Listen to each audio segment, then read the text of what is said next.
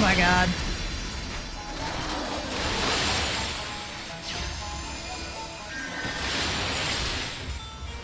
Oh sh. Main expansion, we are on the Stormblood post-patch quest on our way into Shadowbringers. So, we are up to a Sultana strings. The description: Alphino's thoughts appear to have turned from adventure to administration. By the way, the voice actor for Alphino is now playing Final Fantasy XIV too, and I think he just made it into Heaven's Word, so it's kind of fun to see his reactions. He said, I recorded these lines like 10 years ago, so he doesn't really remember saying them anymore. So he's reacting to his own voice acting. It's kind of fun. Going to the Chamber of Rule here. Picked up Clair Obscure Expedition 33, and I live streamed that today, and we got to a big fight that took forever. It was exciting. It was really, really exciting. Thought I was going to die, like, I don't know how many times. It's a good thing I play on story mode there. Oh, Lord. I would be dead, like, if I wasn't. But the fight took quite a bit longer than I anticipated, and then because of the nature of that fight, there were quite a few conversations afterwards. What I intended to be about 2.5 hours turned into 4, so almost 5. So I apologize for starting this late. Bartholomew says, "You are expected, my lord. Please proceed." Usually he's kind of rude to us.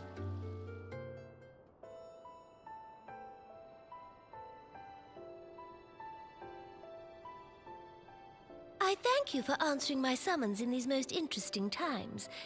You have been busy. Yeah, last time we had a private conversation with the Sultana, she almost died. So I'm hoping the same doesn't happen.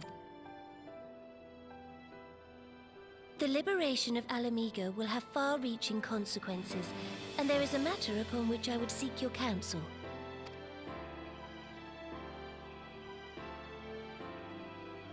I speak of Rauban and his future. All know the tale of his rise from penniless refugee to member of the Syndicate and General of the Immortal Flames. Yet though he has come to call Ul'dah home, it will never be his homeland. He is a son of Ala Mhigo.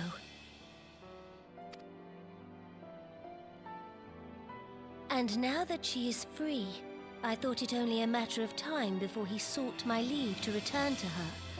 Indeed, I had resigned myself to his loss. Suffice it to say, I was greatly surprised to hear him speak so lightly of handing over the reins in Ala Mhigo and retaking his place at my side. I will welcome him with open arms, of course. He is my most trusted advisor and my dearest friend. But I have known the man a long time, and beneath that steely gaze, I spied a flicker of doubt.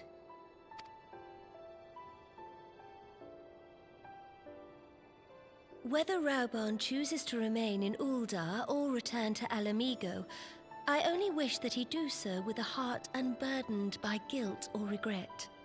Yet, how can he freely make such a choice, knowing how much I depend on him? It is past time that I learned to discharge my duties as a Sultana alone.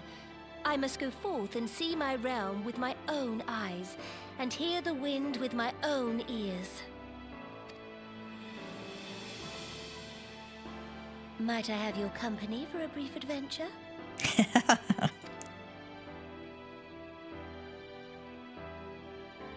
Wonderful. Allow me a moment to change into something a touch less conspicuous, and I will join you outside. It's gonna put her on her peasant costume again.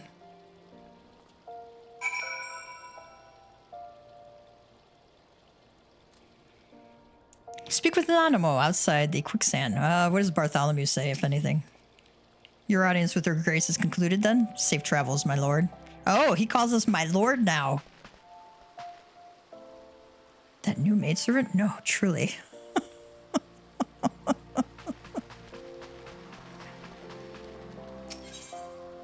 I probably don't want to know. Yep, there she is. What do you think of Lilira, the merchant's daughter? This is the disguise I don when I wish to leave the palace and observe my subjects unnoticed. Ordinarily, Papashan would accompany me, but for this particular outing, I need an advisor, not a minder. And that is why I requested your company. Over the course of your many adventures, you have met people from all walks of life in every corner of Eorzea, and I would make use of your worldly experience.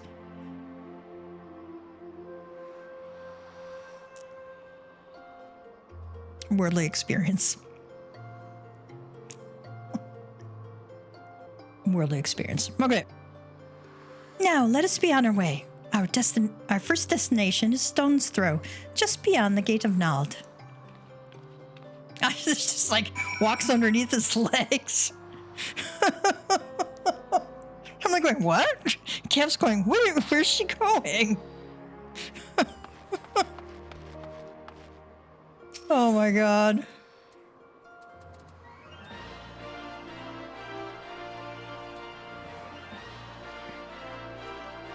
Alright, we're gonna go out this Gate of Nald.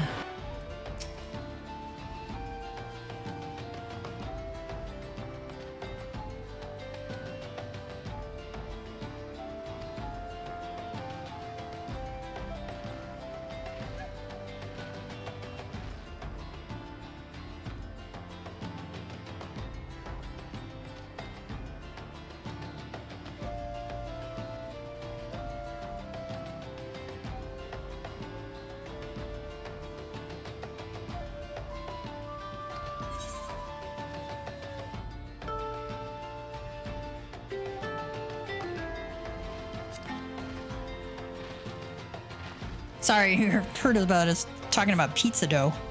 I made some pizza dough earlier for the family for dinner, and my son is gonna roll it out and put the pizza sauce on it. We use pastorelli sauce. Fantastic sauce. I can get it on Amazon. Yes, my authority is limited, and this is an obstacle I must work to overcome. Shall we press on? I would follow the road to the unholy air.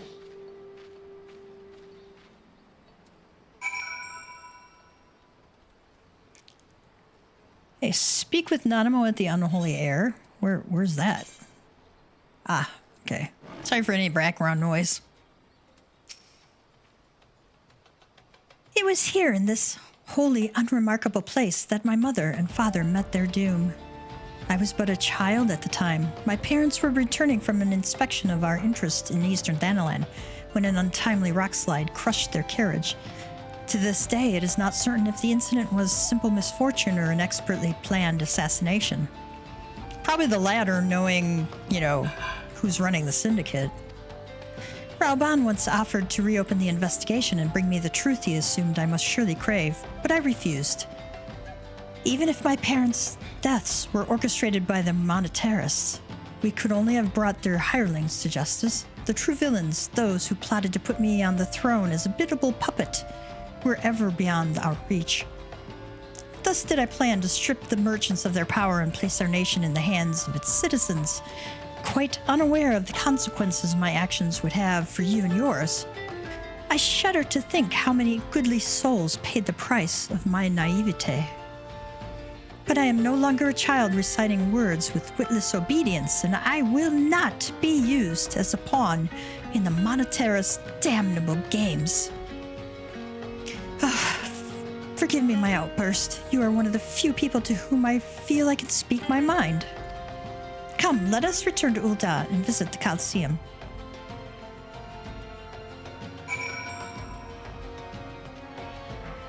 Ah, thanks. Let me break.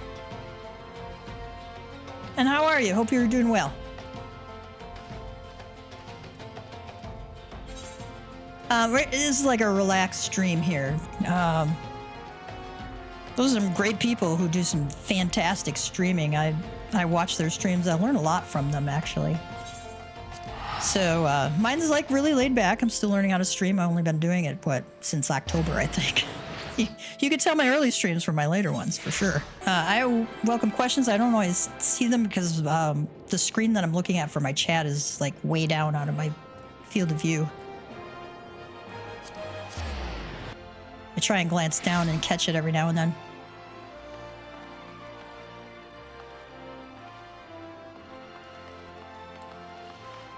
Of all the places in Ul'dah, this is like the most confusing. You know, I've been playing this game I don't know how long. 3-4 years now. And I still get lost here. Nanimo says, from the moment I became Sultana, I found myself thrust into an endless parade of document signing and ceremonies. For years, I simply signed where I was told to sign and sat where I was told to sit, blissfully oblivious to what any of it meant.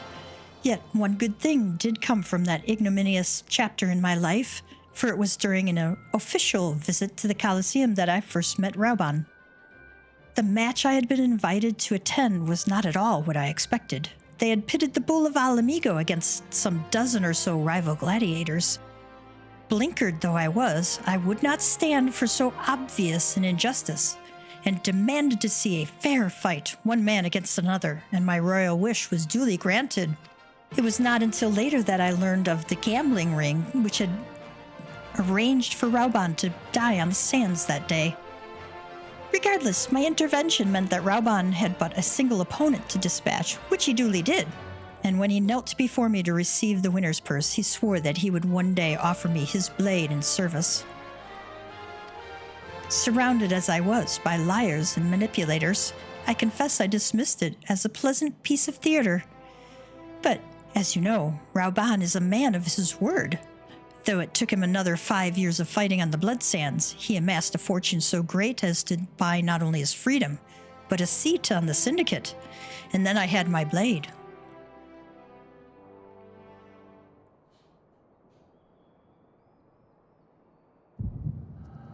Ooh. Got an echo there.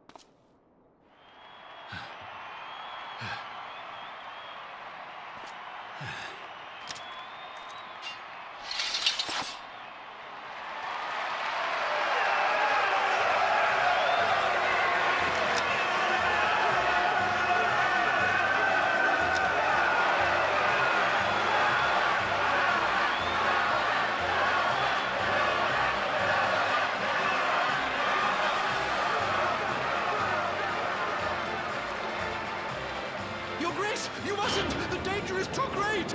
Please, Your Grace, come back! I beg of you! It seems you're the one who needs looking after, Master Shum. Rauban! Your Grace, I have kept the promise made. So you have, and in turn, so too shall I keep mine. With your winnings, you have become one of the 6 most wealthy souls in all Ul'dah. And so, as tradition dictates, Rauban Uldin, you have earned yourself a seat on the Syndicate. May your new station garner you still greater glories. I am honored, Your Grace, and vow to serve with every fiber of my being from this day till my last.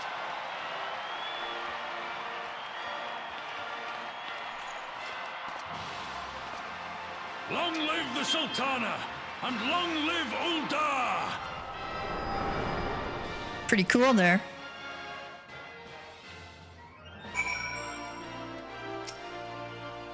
Words cannot well express what that man means to me.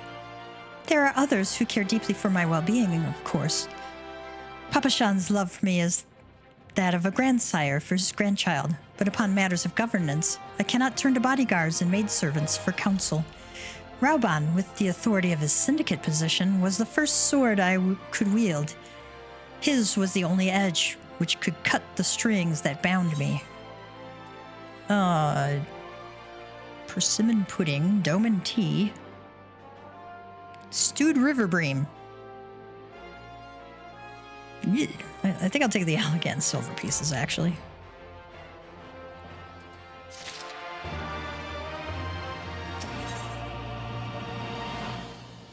Nanamo seems lost in thoughts of the past, the Sultana's duty. We must make haste. My absence will not go unnoticed by the Sultan sworn for long, and there are other places I would visit. To the Arzeneth Ossuary. I don't know if it's ossuary or ossuary. Thaumaturge over here is the precursor to Black Mage. Does monster damage. It was like the highest magic user for DPS until Pictomancer came along. Pictomancer just kind of blew it out of the water.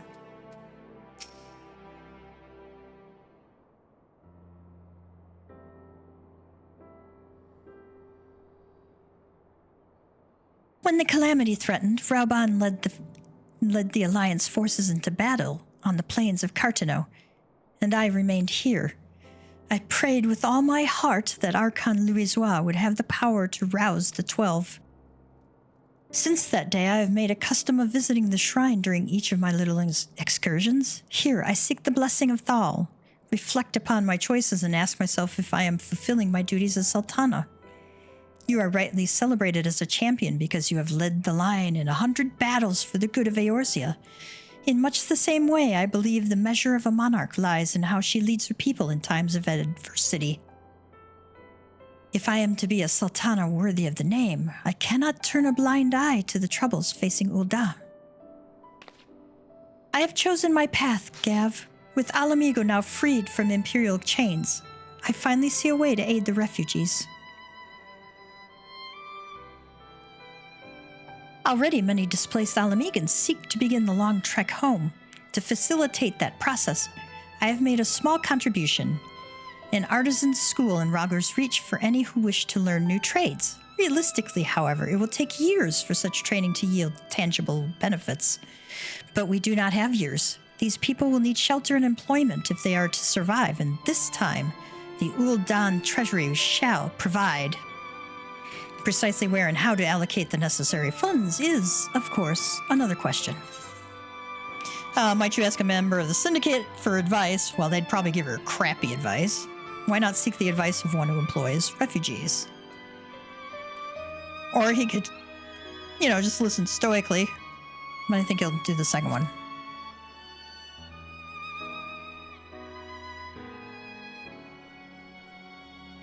A wise suggestion. Mayhap a visit to the Gold Saucer is in order. Its proprietor is a member of the syndicate, and he is one of the few who pay refugees a fair wage. I wonder, are you acquainted with Godbert Manderville? Yes, we are, actually. We have met Godbert. May he have more clothes on this time. Then I need not explain his eccentric nature. Let us make our way to the landing, and I shall see that word is sent to the Gold Saucer. Godbert should be only too glad to receive us.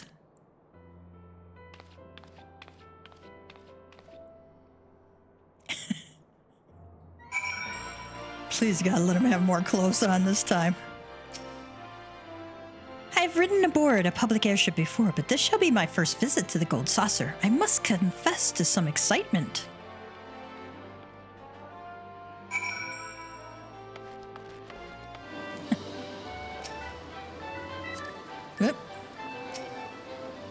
I had heard descriptions of its splendor, yet I never dreamed it would be so bright and inviting.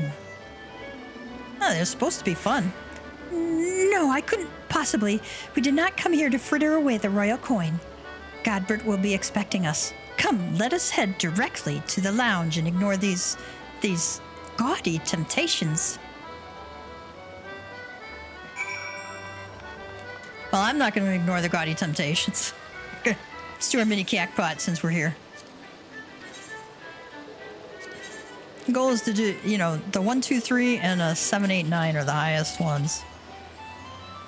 Let's see. So 14 there. Oh, you got 540. And right now there is the Make It Rain campaign. So you get 50% extra MGP for gold saucer activities. If you haven't done it before, go check it out. There's lots of fun things to do. You can do card games. There's Mahjong, which I have not picked up at all because I don't know how to play Mahjong. Although I'm sure the game would tell me. There's chocobo racing, there's mini games, there's carnival games. It's a bunch of stuff to do. And some of the prizes you can get are kind of cool. I got the Ishgardian thigh boots for, I think it's 10,000 MGP for here. So, and that is a nice pair of boots. I really like it a lot. If you like thigh boots and you don't like it too gaudy, those are nice, simple ones. Thank you for your patronage. Would you like to play again? Yes. I can play 2 more times today.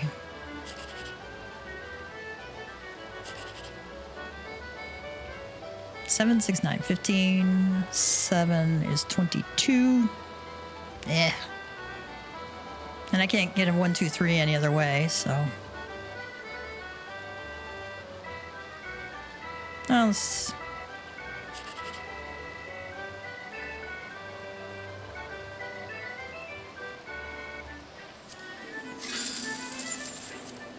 I wasn't going to get anything good there.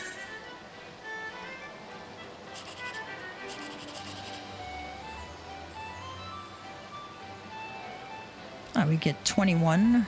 I can't get a 1, 2, 3 any other way. Let's go for the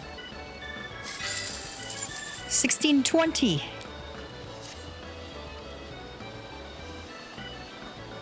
All right, we got to speak with Nanamo. She is over by Wonder Square West.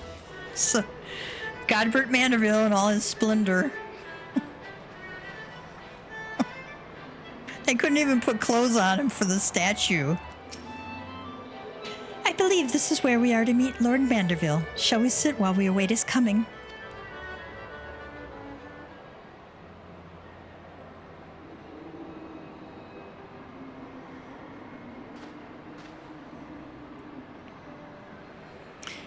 My apologies, Your Grace. I have kept you waiting. No apologies are necessary, Godbert. My request was sudden, and you were kind to make yourself available at such short notice. Godbert says, with the intrepid Gavtia and the Sultana herself come calling, there is no more important engagement.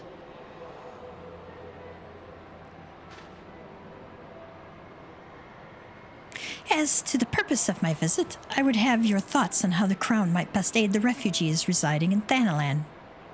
You are aware, I am sure, that many of Ala Mhigo's displaced sons and daughters long to return to their newly liberated homeland, and you are also aware of how they will suffer without shelter and work to sustain them.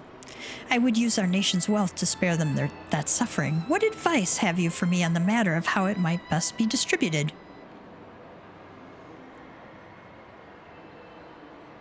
Godbert says, the unusual circumstances of our meeting and your Grace's choice of companion would suggest to me a desire for an honest and unvarnished opinion. I shall give you one. My advice to you is stop. Taxing Uldah's wealth to save Ala Mhigan refugees is a terrible, terrible idea.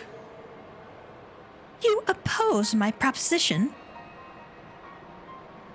Godbert says, most emphatically, I agree with your Grace that the refugees must have housing and employment. But what profit is there for Uldah in this arrangement? Profit? After all you have done for Girabania's displaced, I thought you the very last person to seek to benefit from their misfortune. Godbert says, forgive me, your Grace, but you appear to be laboring under a misapprehension. It is a fine endeavor to support one's fellow man. I fear, however, that your stance is one born of pity. Your intent is to save the refugees, is it not?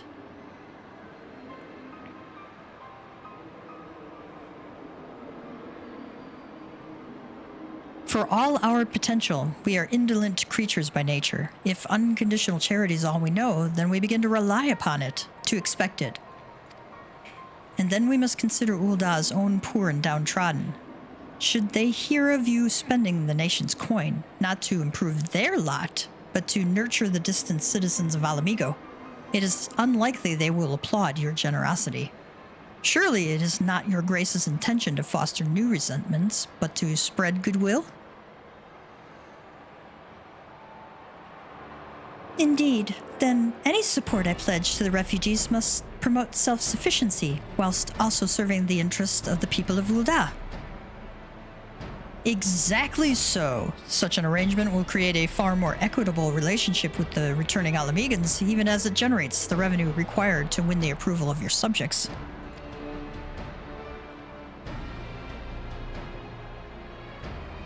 You have given me much to ponder, Lord Manderville. I thank you for your candor.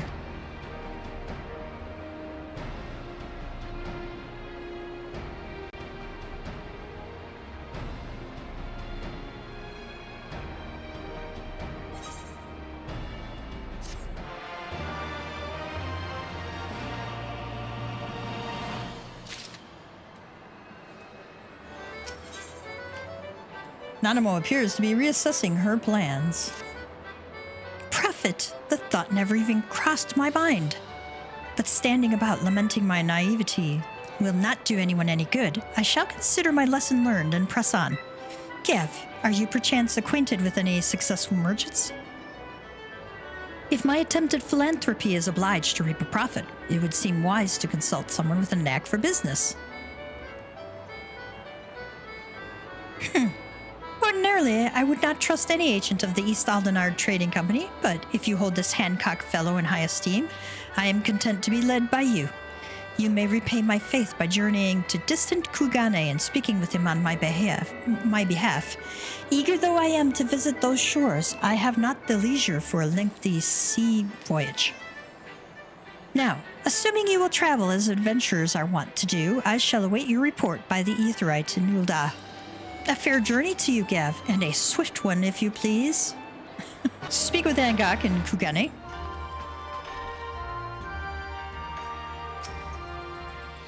Greetings, honored sir. Will you be entering the Ruby Bazaar offices? Yeah. Let us in.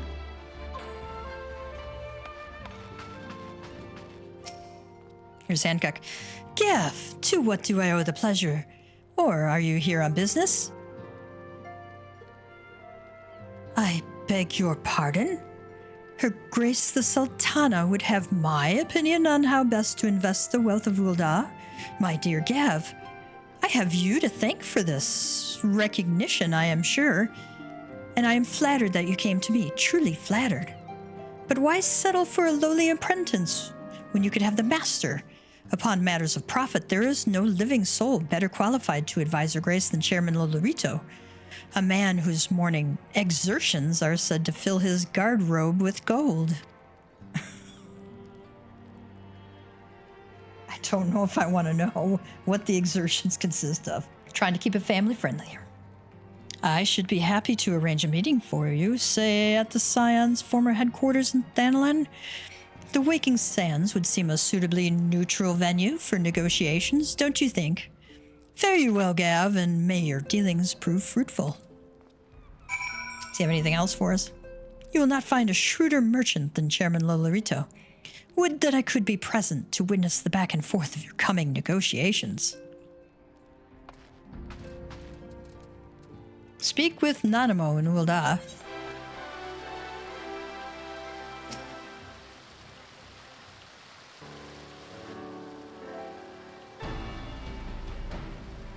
Welcome back, Gav. Did your merchant friend have any useful advice to share?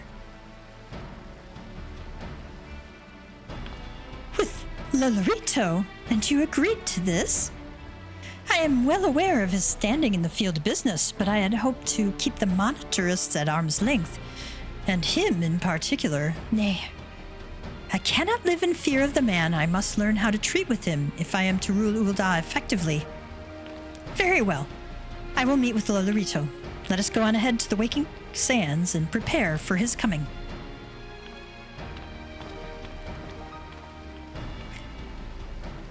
There's nothing like live streaming when you have hiccups, right? At least, you know, when I'm recording, I can like cut those awkward moments out. So, this is where the Scions first congregated. I have heard many tales, but never had occasion to visit. To work then, the hour of the meeting draws near, and I would gather my thoughts. Pray, see to it that we have the appointed room to ourselves.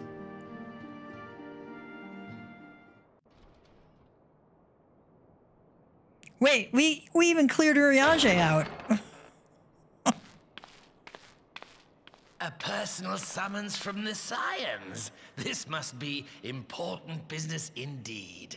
Though, if it concerns anything so underhand as an assassination, I fear I can be of little help.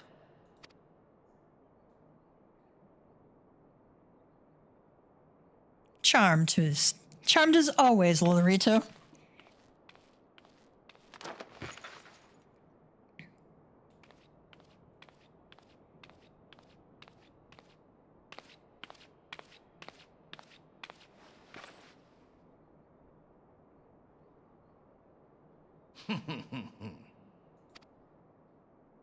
You have made your point.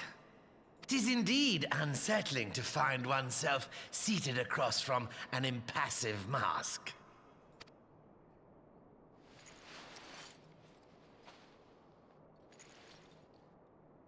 There, would this better please your grace? Or should I address you as Lady Lilira?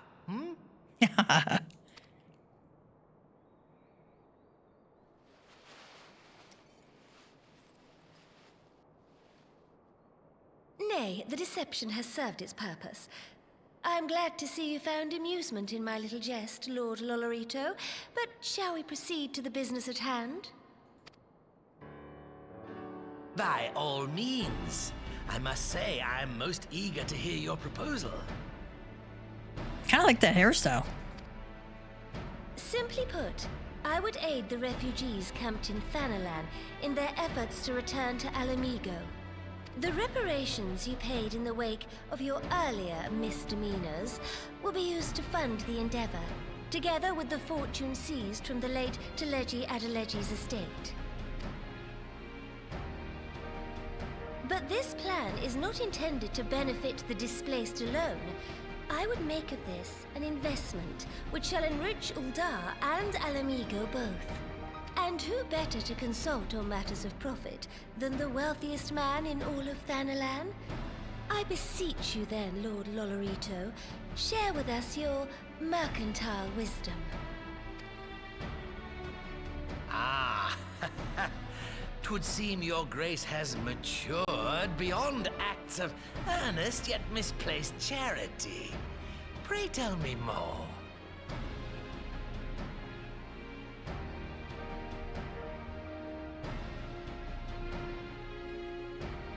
To summarize, in return for facilitating the repatriation of refugees and assisting in the establishment of new industry in Ala Mhigo, you ask that a proportion of all subsequent profits be promised to Uldar.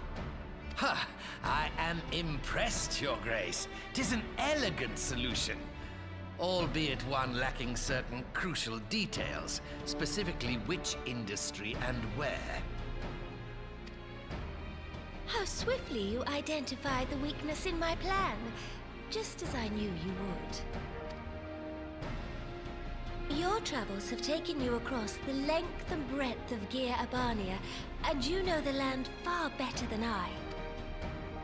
Which of the settlements you visited would best provide a home for our refugees? Which has the greatest potential to flourish, given the appropriate investment? They're not donkey ears, they're cat ears. Look like donkey ears. No, he's a Mikote, he's a cat boy. Not donkey ears.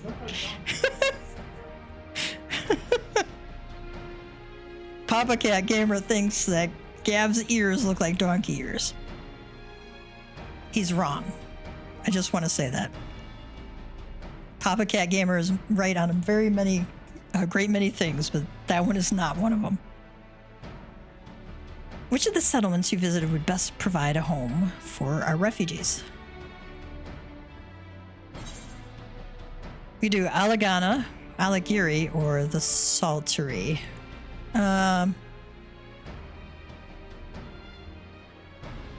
Pretty sure the answer is the Saltery, but I want to hear what Lolorito has to say.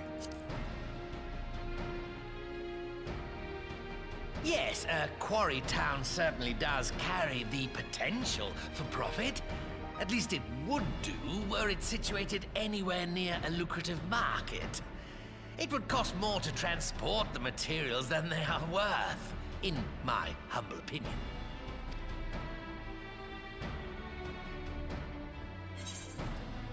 See what he says about Alagiri. Yes, if a stable trade route can be established between Uldar and Ala Mhigo, then Alagiri would once more become an important waypoint. But while such growth would greatly benefit its current residents, I'm afraid it could sustain little beyond that. Clearly you want me to say the Saltery. Let's do that one.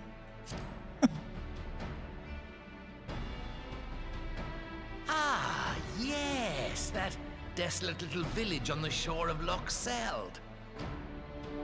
I know the Saltery and its products well. The Imperial invasion brought an end to their more widespread distribution, much to the dismay of many a wealthy gourmand, myself included. Salt has ever been a transformative ingredient, and in this instance, I dare say, it could transform a modicum of effort into a mountain of gill. The local citizens will need to be consulted, of course, but I trust the East Aldenar Trading Company can be relied upon to provide its assistance in negotiating a mutually beneficial arrangement. Naturally, Your Grace. I shall dispatch representatives well-versed in the extraction of this white gold and wring every last ounce of profit from its production. The Loch's bounty will contribute to Ala Mhigo's enrichment, whilst easing the burden on the bull's aching shoulders, just as Your Grace desired.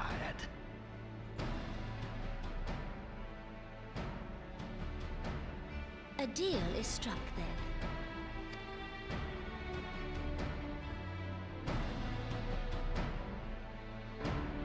All right. Guess I'm going to be running for him some more.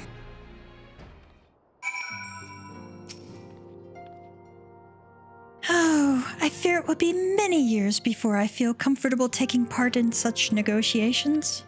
But I shall not complain. We have piqued Lolorito's interest and secured his invaluable expertise. Thank you, Gav. I could not have done it without you. None of this is like anything I really want. So I'm going to take the silver pieces. Nanamo is ready to move ahead with her plans. Our course is decided. I shall return to the palace and have my ministers begin work on implementing the particulars of the plan. If I could prevail upon you one more time, Gav, I would ask that you convey the details of our negotiations to Commander Hext on your return to Ala Mhigo.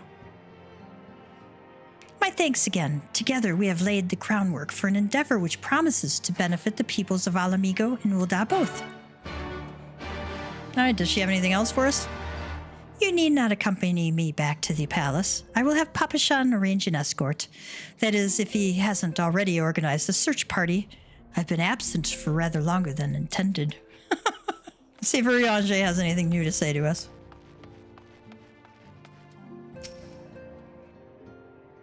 None save thee can deliver Ishgard from Lady Iceheart's vengeance. Pray, hasten thee to Whitebrim Front, where Lord Drillmont awaiteth thy coming even now. Okay. No one can save Ishgard from Lady Iceheart's revenge. Hurry to Whitebrim Front, where Lord Drillmont is waiting your arrival, even now. I have that, I actually had talked to him. I'm, I do those quests as they pop up on my duty finder, because I do roulettes every day.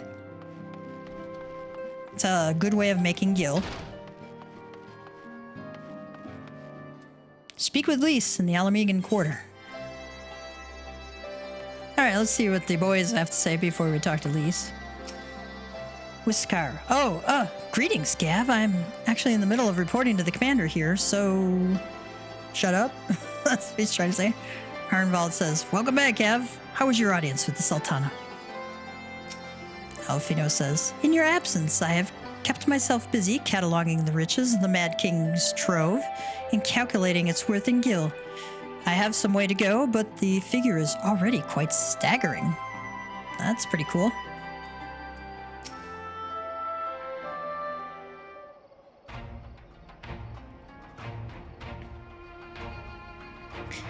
Gav, you're back. What did Nanamo... Oh, sorry. Are you allowed to talk about your audience with the Sultana? So, Rauban says he's going to return to Ul'dah, but she isn't sure he wants to. Tell us something we don't know, but I'm pleased to hear she's committed to helping our refugees come home. Efino says, and this plan to revitalize the Saltery does make a lot of sense. Quite how you convinced her to seek Lolorito's help is another question. After all that has happened, he is the very last person I would expect her to turn to for advice. But, well, it wasn't us, it was Lord Manderville. But on a more practical note, Lise, assuming the interim government elects to accept Ul'dah's proposal, I have one caveat that I should like you to include in the bargain. Ala Mhigo must be permitted to cover a portion of the investment. We have a fortune at our disposal, after all, and allowing Ul'dah to provide the entirety of the capital will afford Lolorito too much control. Lise says, honestly, Alfino, it's like Kugane never happened. What exactly does a ruthless profiteer have to do to earn your trust? Everything. But yes, you do make a good point. First things first, though, we need to discuss this proposal with the Saltery's residents. Whiskar, how do you fancy explaining the Sultana's plan to your grandfather? I'd like to hear what Wat thinks of the idea before agreeing to anything. Whiskar says, right away, Commander. Would you mind coming along, Gav? I might need you to fill in the details. Alfino says, then I shall come as well. Should Wat wish to discuss figures, my knowledge of the nation's finances may prove useful. All right.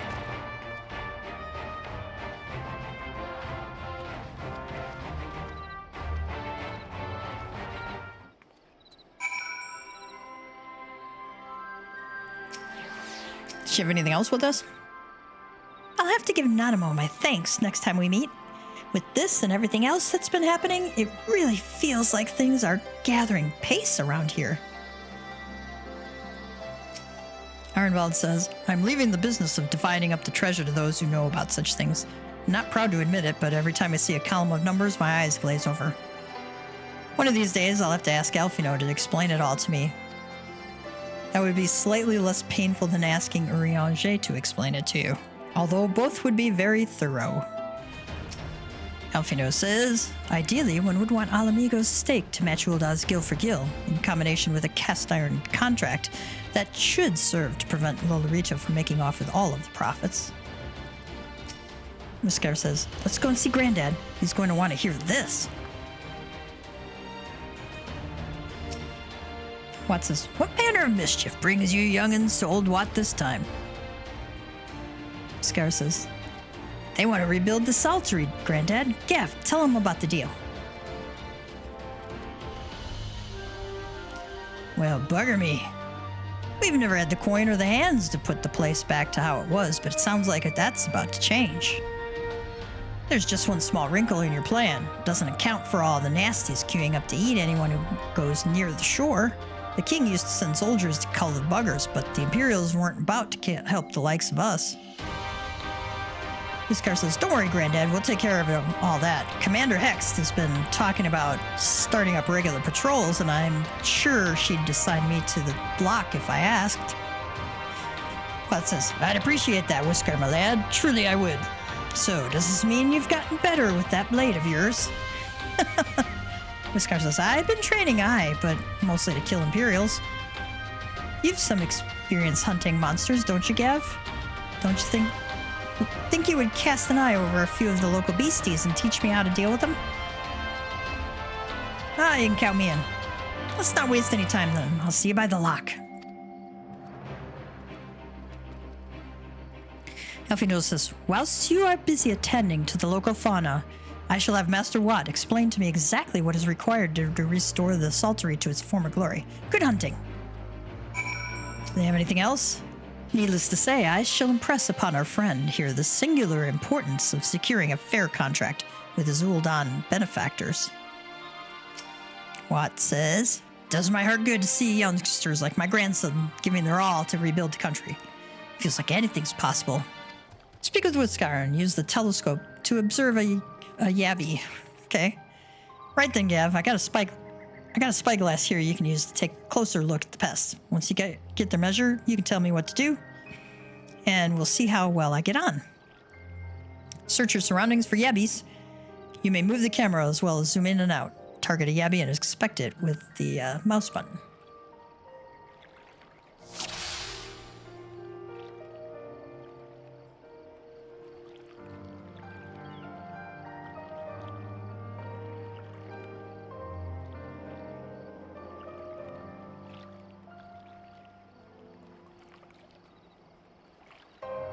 Ah, Yabby's jaw.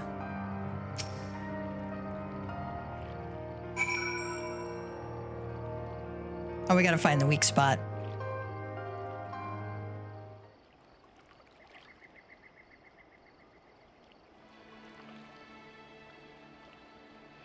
Yabby's entire body is protected by a hard carapace, but the underside of the head looks soft and vulnerable.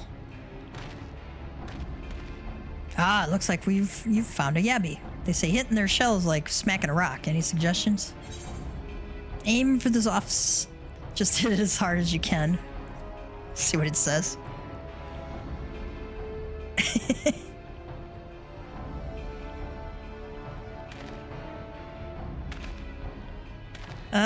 All right then. I was hoping there'd be more of a trick to it, but brute force it is. Uh-oh. That might get us in trouble.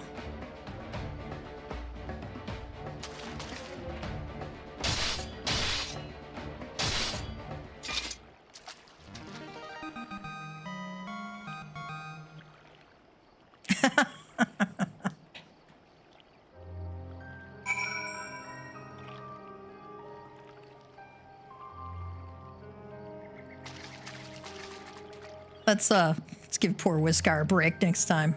Give him the correct answer. Thanks, Gav. I did just as you told me, and the wavekin went down like a sack of potatoes. Let's find something else. Think I can handle the Yabbies now, so we should try something different. What else is out there? Search your surroundings for phobads. You may move the camera as well as zoom in and out. Target a phobad and inspect it.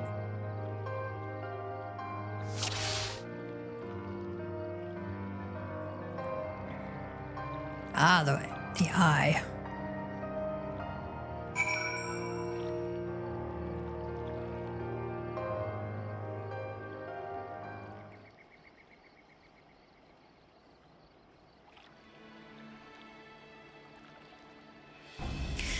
The phobad's hands are large and powerful, but destroying its crystallized core should render the salt golem inanimate. You sense power pulsating from behind its brow.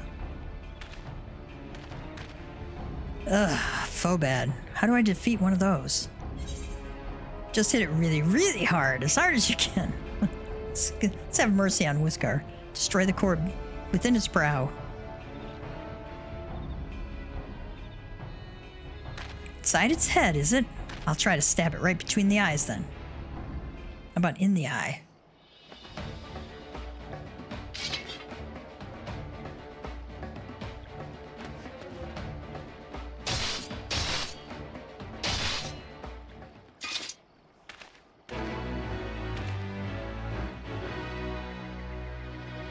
Oh, we get a victory instead of a little, instead of the different music. It's not easy fighting with the Liberator Ala Mhigo watching your every move, but I got the job done. Thanks for the advice, Gav. I feel a lot better prepared for my patrols now. Any road, we should head back to the Saltery before Granddad starts to worry I've been snipped into pieces and fed to a Yabby's hatchlings. Alfino says, for the merchants of Ul'dah, a well-constructed contract is both sword and shield, and Wat must understand this if we are to meet them on an even field. Speaking of battles, does Whiskar seem equal to the challenge, or to the task of thinning the Lock's monster population? He certainly seemed eager enough. Scar says, let's hurry up and tell Grandad how the hunt went. It'll set his mind at ease.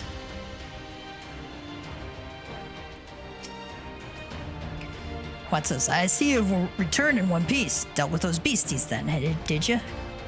Whiskar says, I fought them myself, after a bit of instruction from Gav here, like. Once I've shared what I've learned with the others, we should have no doubt keeping the shoreline clear. Or no trouble. Good lad, a fine young man you've become, Whiskar. Fine young man indeed. Too often of late I hear tales of folk over in the city drunk on victory and hungry for revenge, their heads stuck firmly in the past. But we need to set our sights on the future, on things which will improve our lot. Things like getting the Saltery ready to welcome our long-lost countrymen.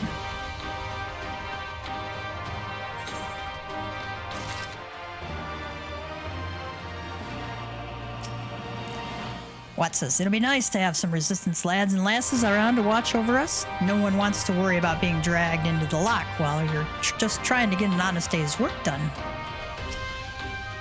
This guy says, Grandad and his friends are already hard at work. The rest of us can do no less, eh? Ooh. Alfino seems satisfied that he and Wat are of one mind.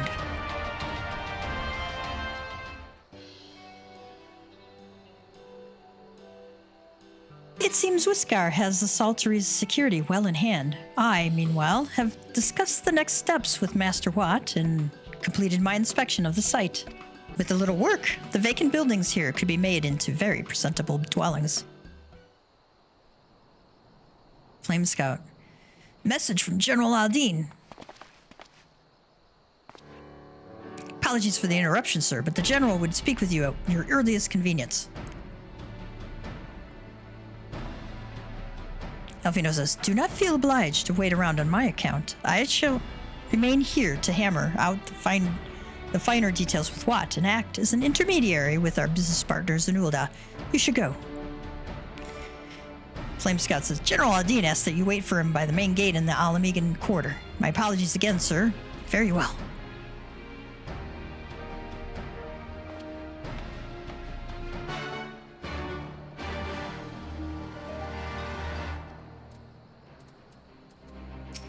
See anything else?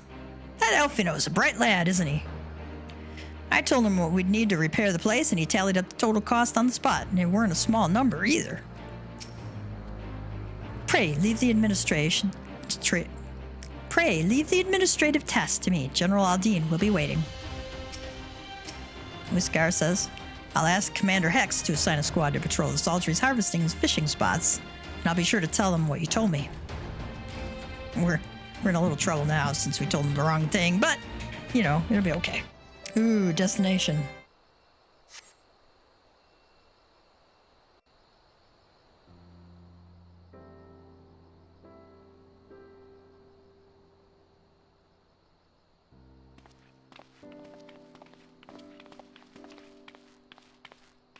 Apologies for the wait. People are screaming for the butcher's blood again. No sooner have we broken up one mob than another forms. Thankfully, all have been amenable to reason, thus far. But it is no concern of yours. We must speak of the men Arenvald and his comrades apprehended in the peaks. By their uniforms, the captives were first judged to be Imperial troops. But after further investigation, their true identities came to light. I dare say you remember Yuyuhasi and Laurentius, the fugitives who conspired with Captain Ilberd in the Crystal Brave's betrayal. Ooh. Aye, well, it would seem they followed him all the way to the wall. It was they who orchestrated the slaughter of the resistance fighters prior to the Griffin's infernal ritual. Were it in your hands, how would you punish these men? Laurentius can be strung up by his toenails for all I care.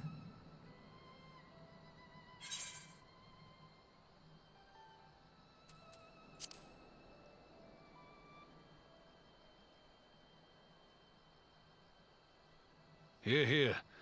There is no more fitting sentence for the perpetrators of such a massacre, and that is but one of their crimes. In any event, I thank you for your honesty. When the time comes for the Alliance to pass judgment, I'll see that your opinion is heard. Well, that concludes our business here. But there is more I would say. Walk with me.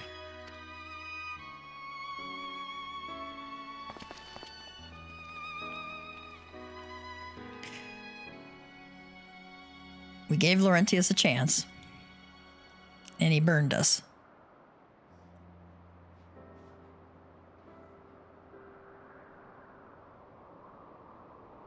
I bear a share of the blame for Ilbert's atrocities. Had I openly supported the cause of Ala Mhigan liberation, he might not have felt driven to do what he did. Things could have been different, and I'm sorry they aren't.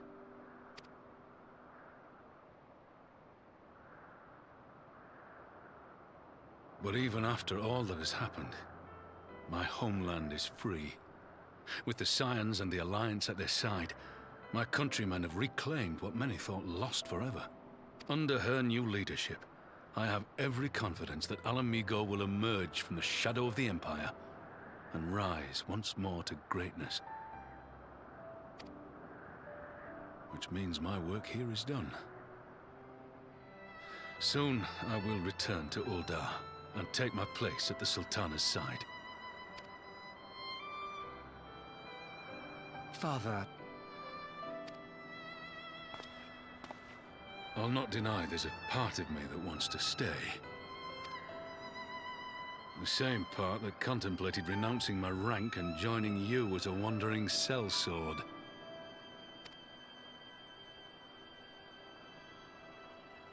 But I pledged my blade to Nanamo, and I will not betray that oath. Is this truly what you want, Father? Oh. It is. Ever has my sword been hers to command, and ever shall it remain.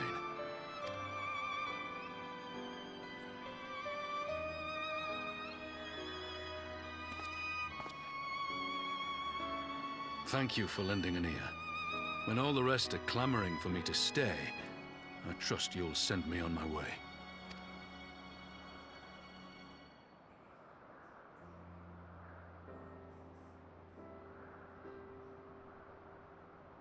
It's a nice view.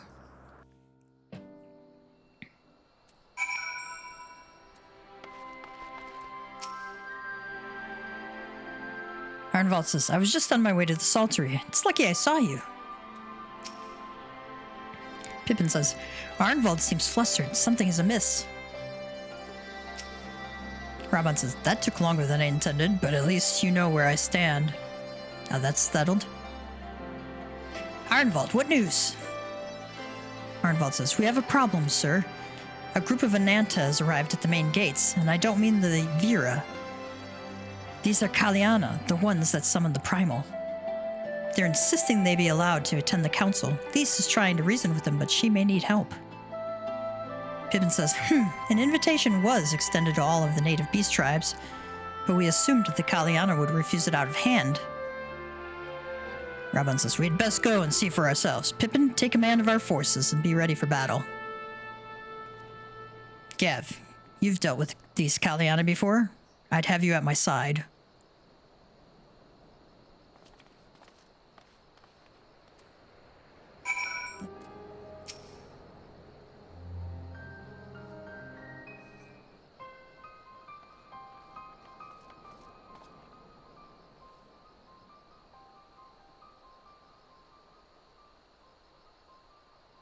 Lise says, Gav, Raban, good gods, it's good to see you. Shanti says, the Slayer has come. We have not forgotten how you sinned against the Lady of Bliss, but we did not come here to shed blood. You claim to seek harmony with all who call Girabania home. If this is truly your wish, you will welcome us as envoys of the Ananta. He says, it is our wish, and you are welcome, but we cannot condone the summoning of primals.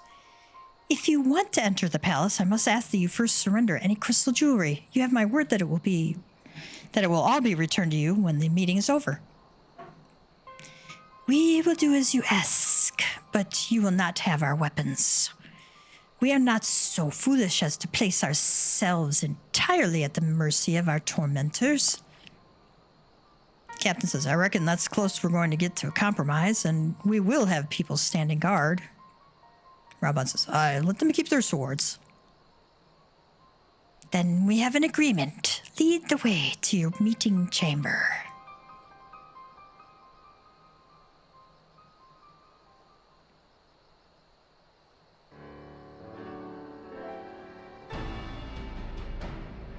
Raban says, why do I have the feeling we've welcomed the Viper into our midst? Because you literally have. The Ananta are snake people. What do you expect?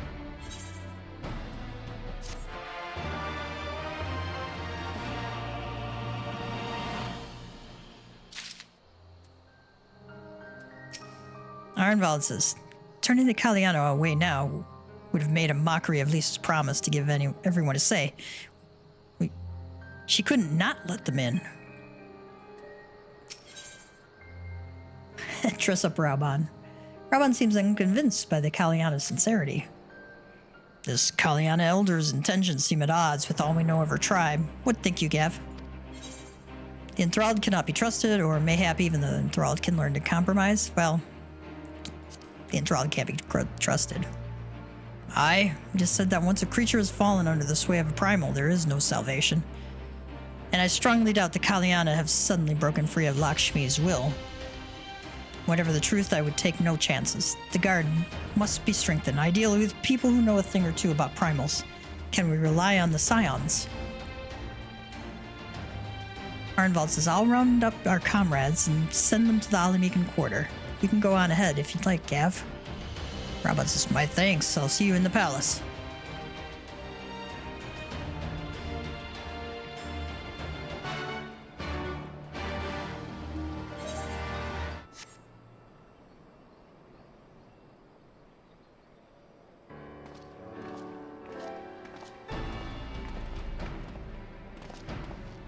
Gav, I've brought reinforcements. Oh. Alfino says, Arnvald told me of the arrival of our unexpected guests, and I agreed that it would be prudent to call upon Y'shtola and Thancred as well. Y'shtola says, one can never be too careful when dealing with the enthralled. Thancred says, I'm not familiar with the Kaliana tribe myself, but Alize's report suggested that they shunned contact with other races. Despised it, in fact, even compared to other Ananta. Alfino says, indeed. This apparent reversal in attitude is most curious. No one expected a response to our invitation, much less an envoy, and I imagine Lys was forced to make some rather hasty arrangements in order to accommodate them. Arnvald says, speaking of which, how should we deploy ourselves? Y'shtola says, if the meeting is to be held in the throne room, it would seem wise to have eyes both inside and outside the palace. Thancred says, Y'shtola and I can stand guard without. That leaves the three of you to keep watch over proceedings in the throne room itself. Alfino says, understood. We should join General Aldine inside then. Arnvald says, Gav, do you know of the rear entrance to the palace? It's on the eastern edge of the city at the top of the stairs. The guard there should have been instructed to let us pass.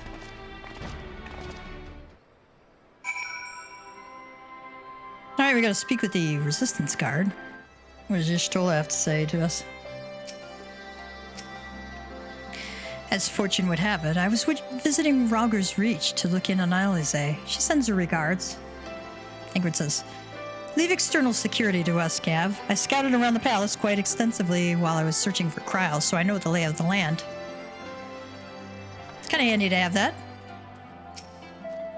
Arnvald, the rear entrance to the palace is just up these stairs. The guard should wave us through. If we could somehow come to an understanding with the Kaliana, it would represent a great leap toward resolving the primal dilemma in Ala Mhigo. I only hope they are sincere in their intentions. about to find out.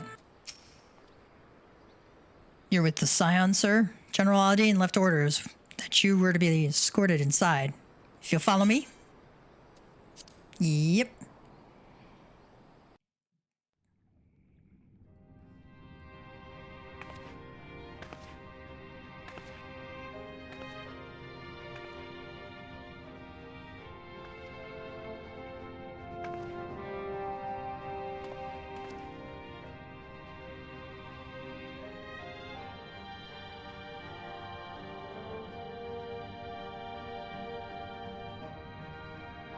Thank you all for coming. I am Lys Hext, and I speak for the Resistance. Among you are village elders, refugee leaders, envoys from the Ananta and the Kikern. You've come from every corner of Girabania to help decide the future of Ala Mhigo. What was the first thing you noticed when you came in? Went through that a little too fast. Sorry, guys.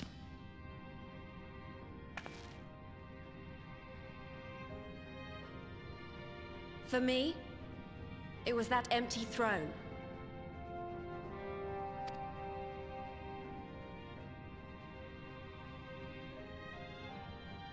It has no one to sit on it now. No viceroy, no king. Would any of you like to take their place? Or should someone else sit there?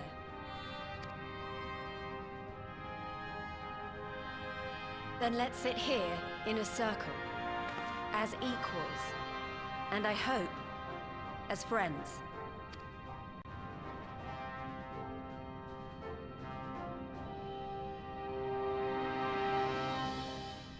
These are elders. You'd think she'd get him some chairs.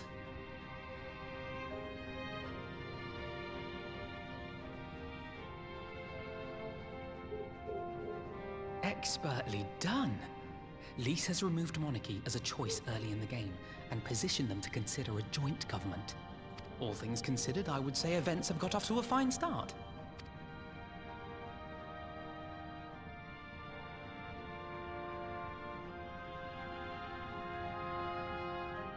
And that is Alagana's stance on the matter. Thank you, Ragenford. Another vote in favor. Next, let's hear from Shanti of the Kaliana. Tell us, how do your people feel about the idea of a republic?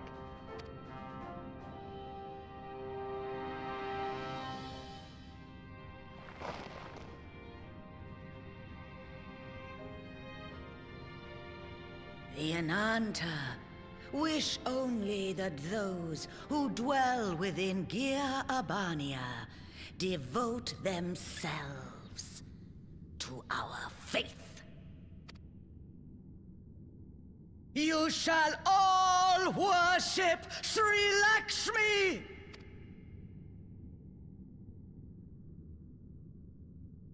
Lady of Bliss, grace us once more with your beauteous visage!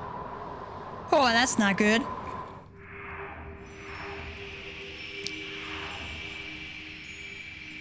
Those little snots put the crystals into the water beforehand.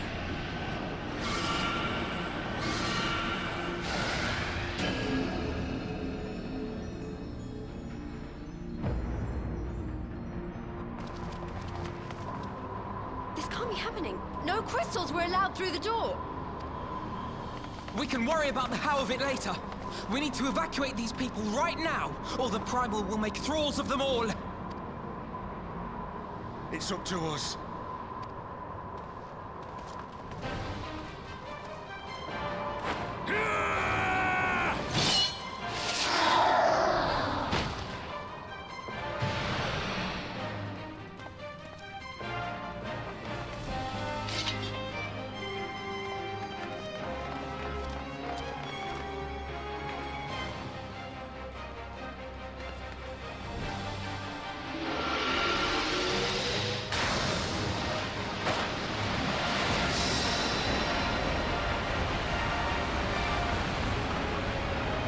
Well, that's pretty cool.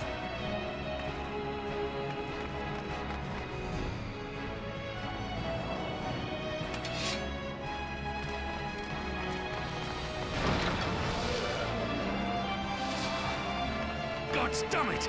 The guards were already turned! Fools!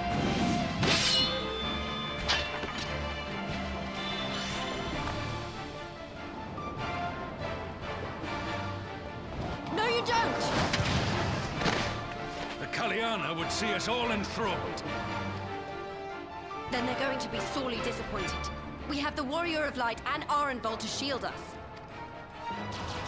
Aye, but they can't well defend your guests and attack the Primal, can they?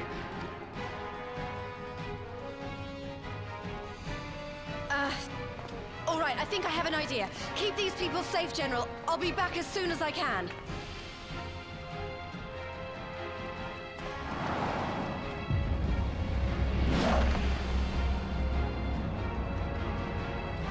Nice.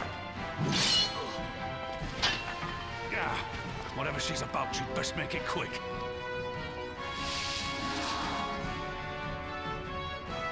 Come then.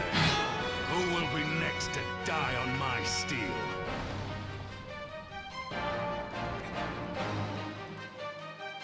All right, our job in this phase is to keep the glowing balls away from our allies, and that's it.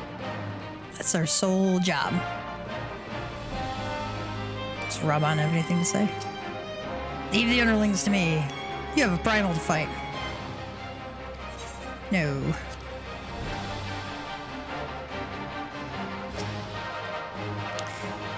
How do we fight her without leaving our allies wide open? We can't stay on the back foot forever. No. Damn it, if I think like this, we've already lost. I have the Warrior of Light at my side. We can do this. Isn't that right, Gav? Use the duty action deflect to dissipate the ether spheres LAKSHMI releases during the battle. Okay, and if you fail, don't worry.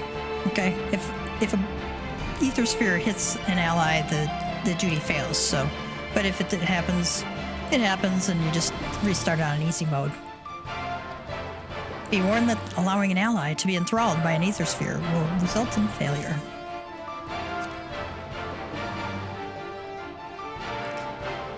We don't touch LAKSHMI at all.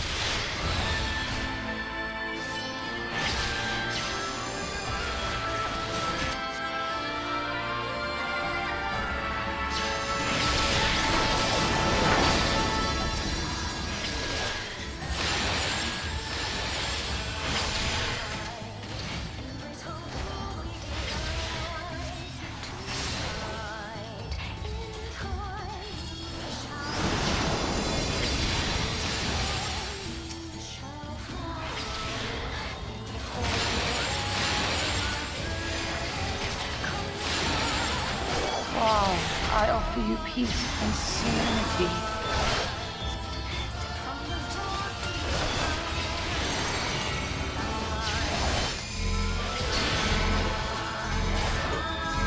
Stay out of those lines.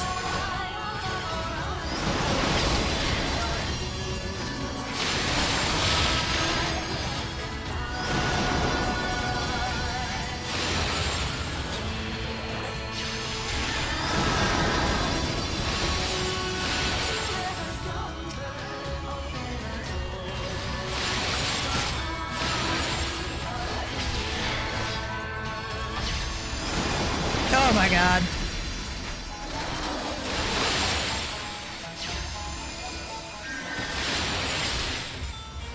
Oh sh...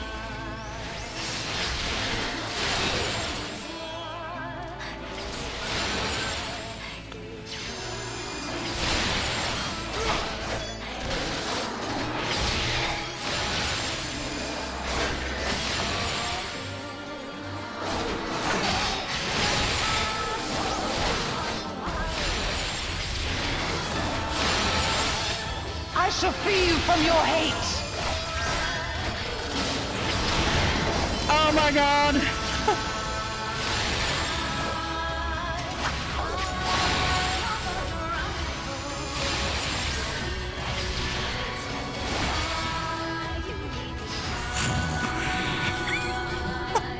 Oh my god. If I recall, I failed that one the first time. It's only a matter of time before we miss one.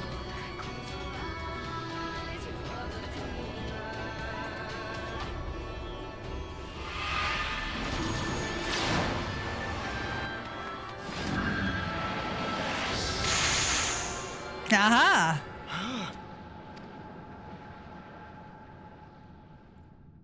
What of it? Do you want to kill this thing or not?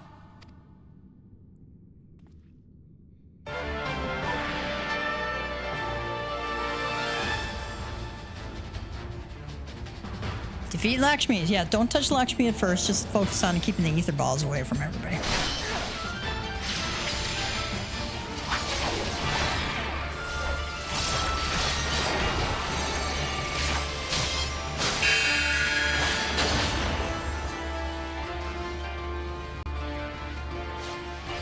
Yeah, you don't want to overlap.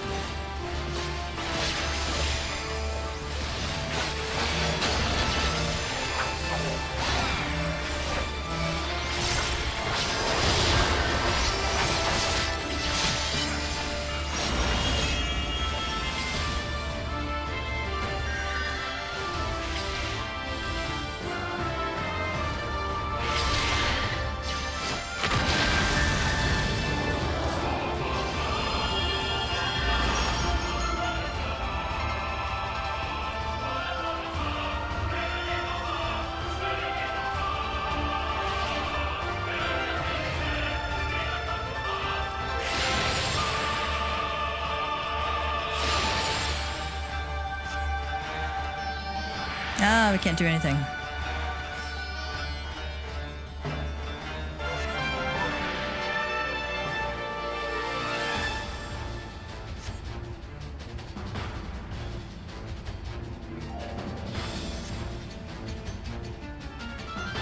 They forsake eternal bliss.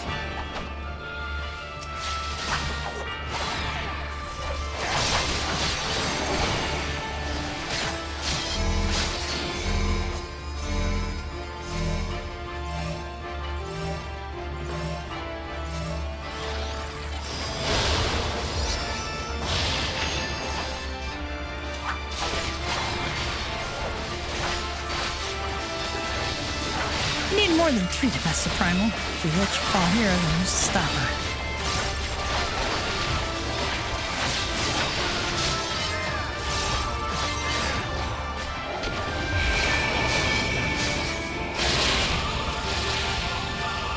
What? I can't move. She's going after Lisa. Hold on.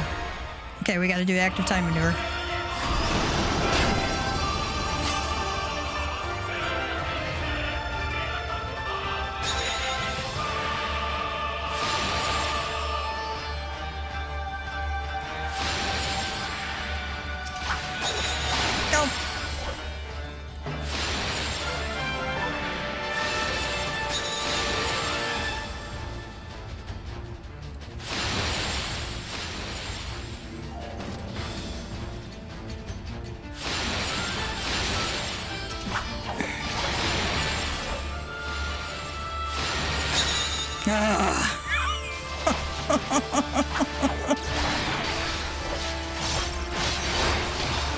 Sorry for the naughty word there, guys.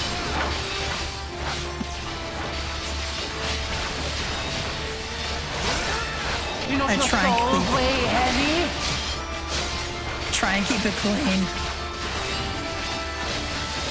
Find denial. Get under the shield here. If you're melee, stay in melee range.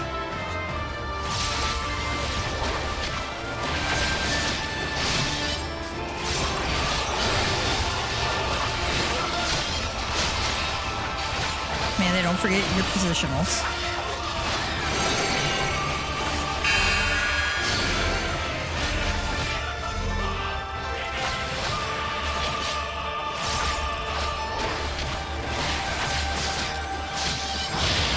Get out of that corner.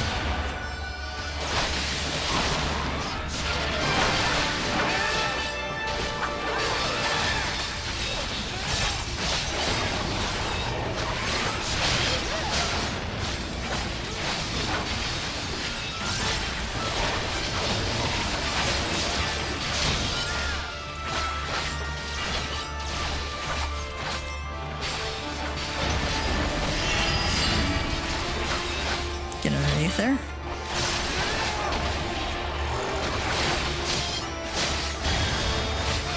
Remember, if you can't make repositionals, use True North.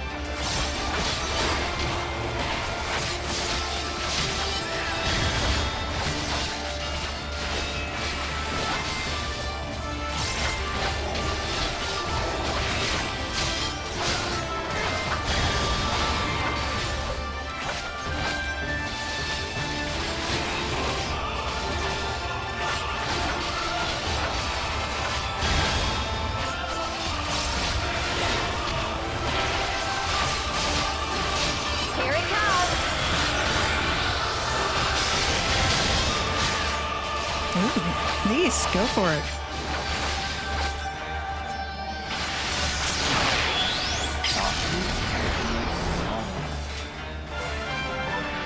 All right, duty complete. Yeah.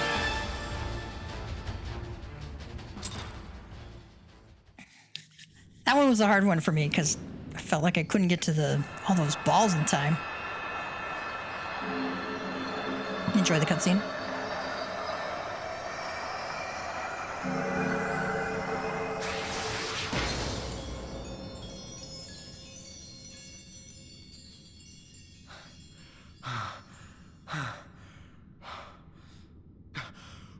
We did it! We beat her! Good job, Ironvald. Good job. Good job, team.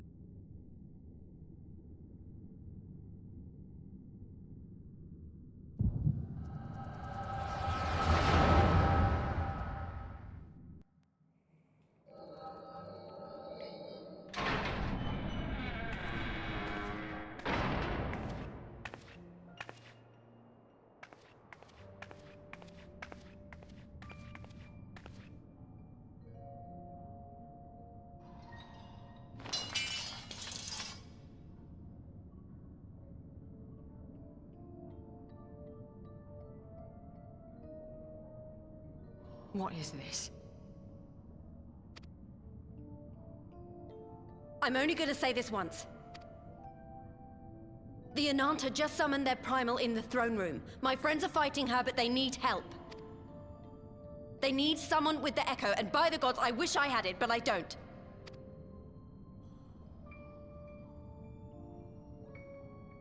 I told you before that you still had time, but things have changed. I need your answer now. You can end it like Xenos, or you can fight for Ala Mhigo. Your choice.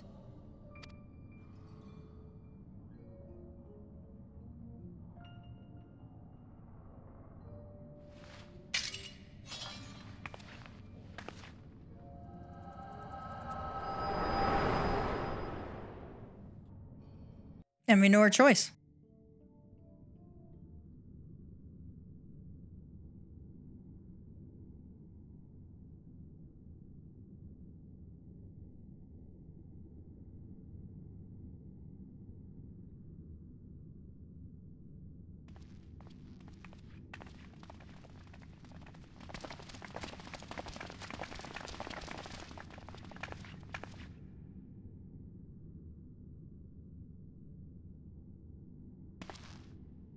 Seven hells.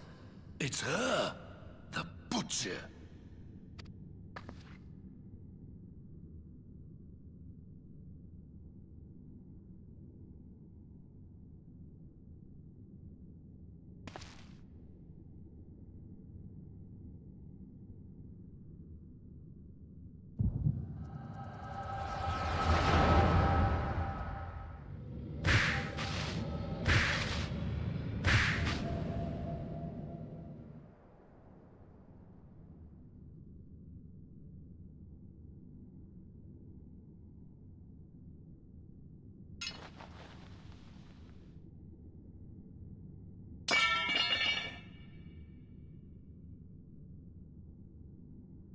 It's done.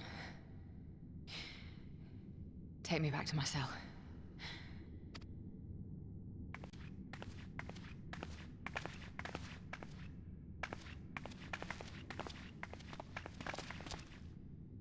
You are not forgiven.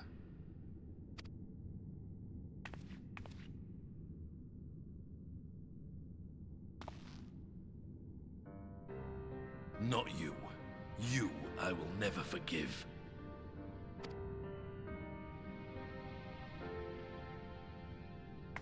But I will thank you.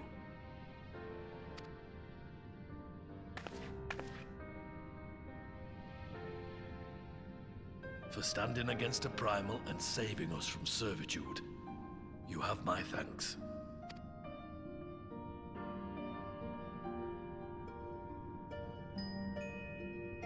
Aww.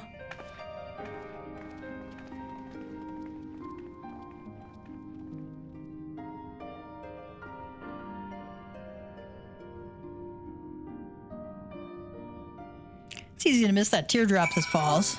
You're just kind of skipping through this. What's Ironval got to say? That was unlike any battle I've ever seen. I'm not entirely sure how I survived it, to be honest. Raban says, one wrong step and I would have lost my will to that fiend for the rest of my days. 'Tis a sobering thought. Lise is certainly living up to her own ideal. Not every commander would choose to enlist a former enemy's aid in battle. Ishtola says, I think I shall make a habit of checking for primal influence before our meetings from now on.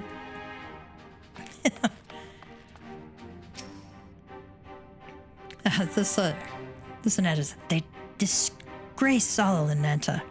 Thankful says, we encountered our fair share of enthralled outside the palace, enough to delay us from lending you a timely hand, I'm afraid.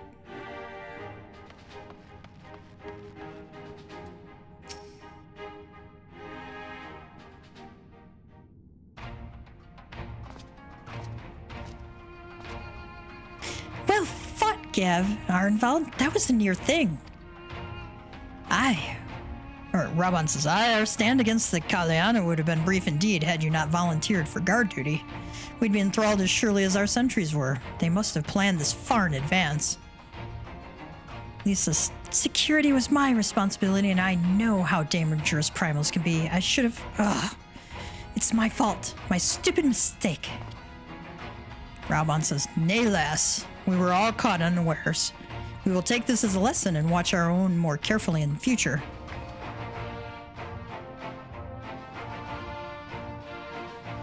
You can be sure that the lackeys who smuggled the crystals into the throne room weren't the only thralls in our ranks. The soldier who first spoke up in favor of the Kaliana keeping our weapons springs to mind. Ishtola says, a primal servant is betrayed by his aura. If you mean to conduct an investigation, I can identify any others acting under Sri Lakshmi's influence. Lisa, thanks, Ishtola. We'd appreciate the help. Arnvald, speaking of help, I almost fell over when Fordola turned up. What was she even doing there? He says, I asked her to come. Now, nobody else has heard, seen the story or heard the story. Arnvald says, well, that explains it then. He says, it's sad, but Ragnfrid was right. Her victims will never forgive her for what she's done. But I don't think Fordola picked up that sword looking for forgiveness. She wanted to fight for her country. If you say the world in which Fordola grew up is partly to blame for what she became, then as an Ala Mhigan, I feel responsible for improving that world. We can't ignore what's happening right now. We have to show people a better way than vengeance, or we risk giving birth to a new generation of skulls. I know it's idealistic, but I want to help people to let go of their old grievances and make peace with each other. And I'll hold 1,000 meetings and talk till I'm blue in the face if that's what it takes. Alfino says, 'tis a long and arduous path you have chosen, but one well worth walking. Rest assured that I will do whatever I can to help you reach your destination. Thank you, Alfino. The first step will be to get our representatives back in the throne room. They're a little shaken, but not one of them seemed ready to run. We're all determined to finish what we started. Robin says, I will see that you're not interrupted. Gav, you and the Scions are to stand down. Get some rest. You've earned it.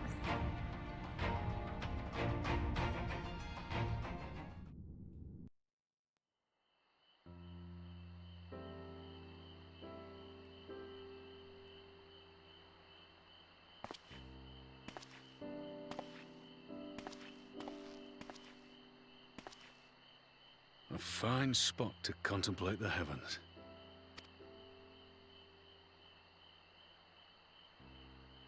The meeting is over. The envoys have chosen to instate a government modelled on Ishgard's House of Commons, a ruling body of representatives elected by the people.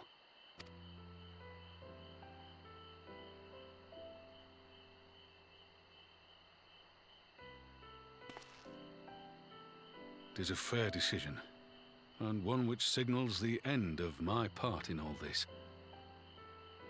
But I would gaze upon Girabania's stars one last time before I leave.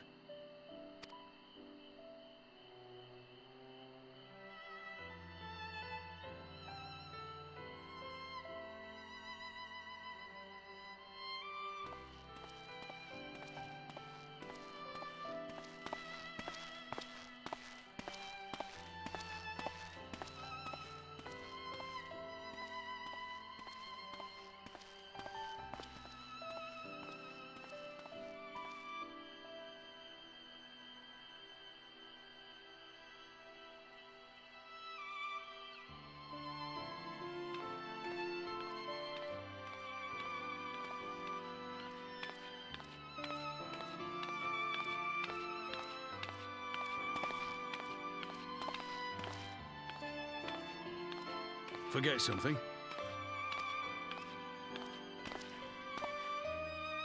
Your Grace, there was no word.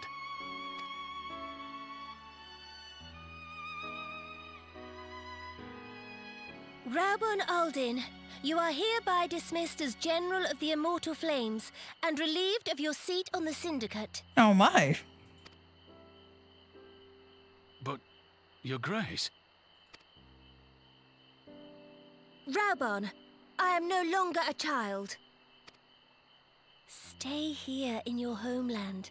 Work with your brethren. Rebuild Ala Mhigo. You desire to stand alone.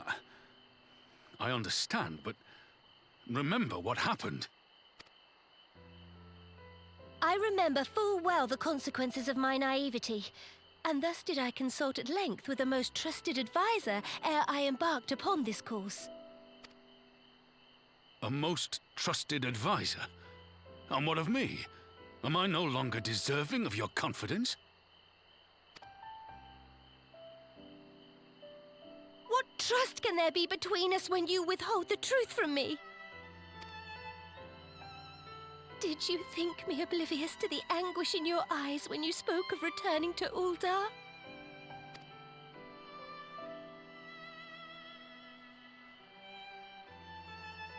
For years and years, we have trusted one another.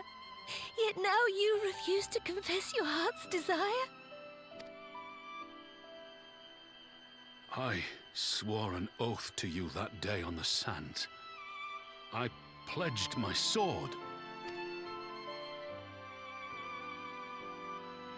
And it has served me well. But in Pippin you have forged a new sword, as sharp and deadly as the blade you bequeathed him. I will show you a Sultana who can wield every weapon at her disposal, including Lolorito and his monetarist cronies.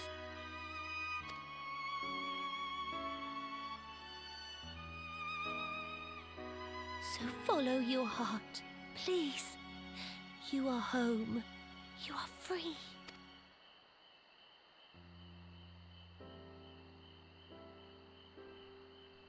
None more.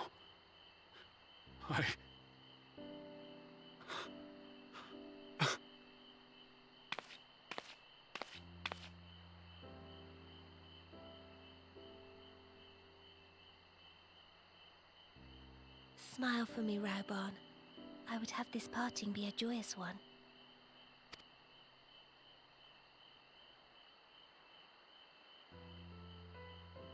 Thank you, Your Grace. It has been an honor to serve you and Ul'dah. Tomorrow you will serve Ala Mhigo and fight for the good of all Eorzea. Am I understood? Yes, Your Grace.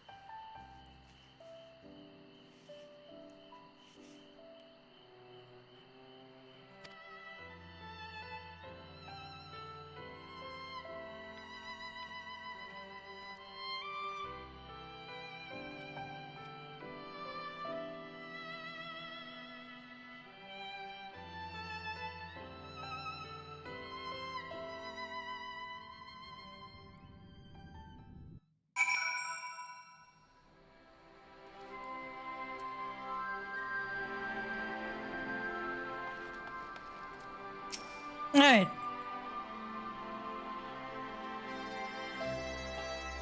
I went to see Fordola in her cell again. She did turn the tide of the battle after all, and I thought it only right to thank her.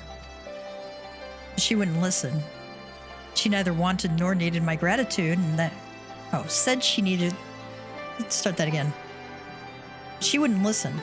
Said she neither wanted nor needed my gratitude, and that I should go away.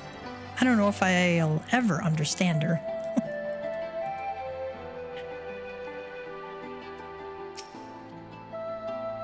Ironvald is of an age with Fordola, both of them born Ala Mhigan. One never wanted his Garlean blood, and the other tried to become Garlean, but could never be. Similar, yet opposite. Which would go some way to explaining the tension between them. Or the fact that she, like, betrayed the Garleans and killed her own country people, but okay.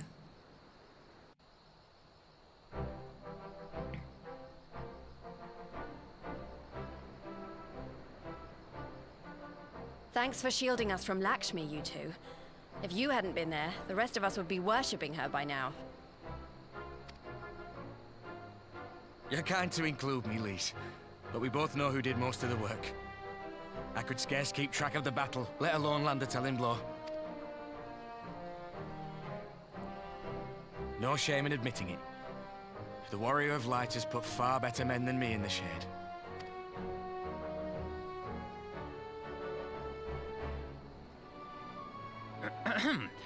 Did I mention that I encountered the Sultana in the palace? It would seem Her Grace has come to Girabania to oversee the final stages of her relocation project. She was in search of General Oldin, and I directed her to the rooftop garden. I do hope he was still there. Are you in the habit of gossiping about the affairs of royalty, Master Leveilleur? Certainly not, Your Grace. I was merely informing my companions.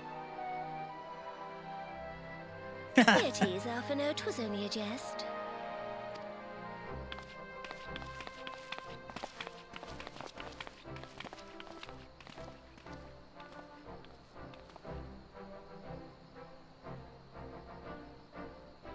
But I must yield the floor to Raubarn. He has an important announcement to make.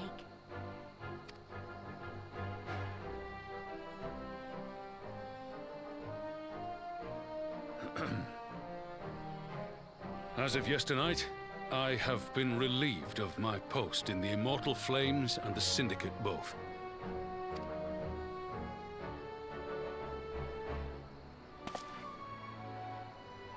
I shall be assuming my father's duties. And may I say that Tizona has never felt heavier upon my back.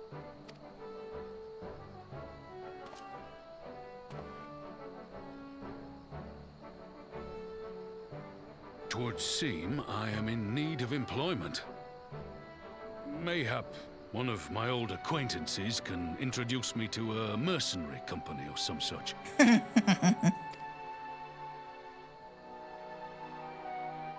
You may be getting on in years, father, but you'd struggle to find a band of sellswords who wouldn't snap your hand off. Your remaining hand. Nothing like a little awkwardness there, right?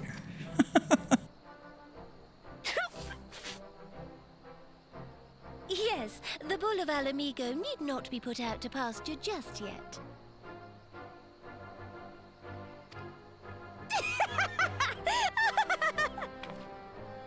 Your Grace has developed a wicked edge to her humor, and you, Pippin, would do well not to laugh when the future may hold the same for you.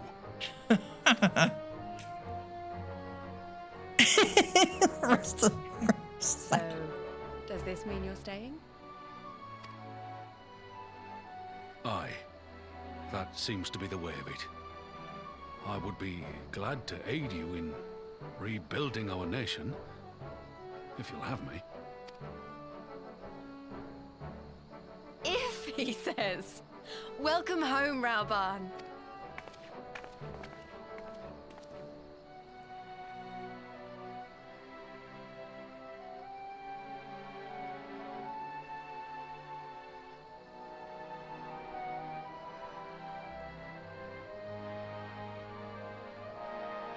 Well, that was unexpected.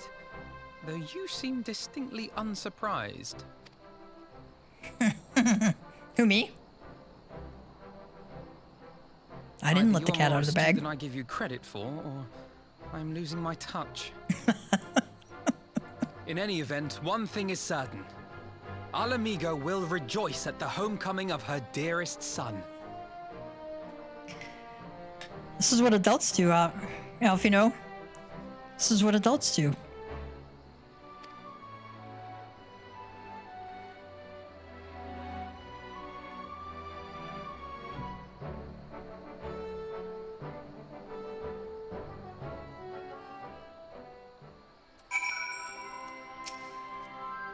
Ironvault says, Raban is the veteran of 100 battlefields. Lise couldn't ask for a more reliable ally to have at her side.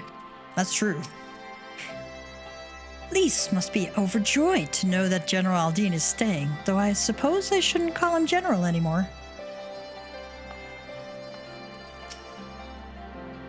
I have asked enough of you, Gav. My only words for you now are those of gratitude.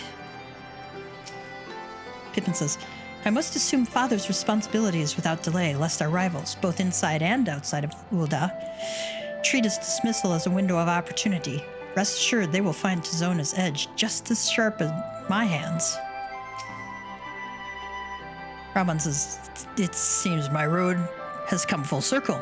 I appreciate the support you showed for my earlier decision, overruled though it was.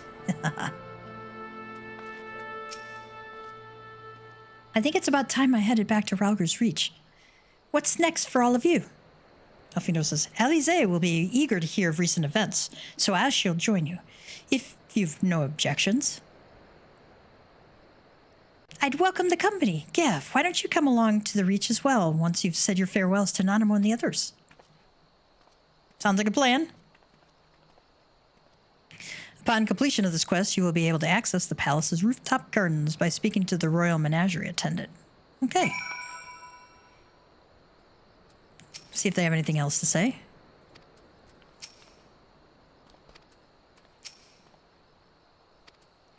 All right. Nope. Back to Ralger's Reach. Ah, here's Minago. We bought this freedom with blood, that of our friends and our enemies. I'll be damned if we're going to give it up again.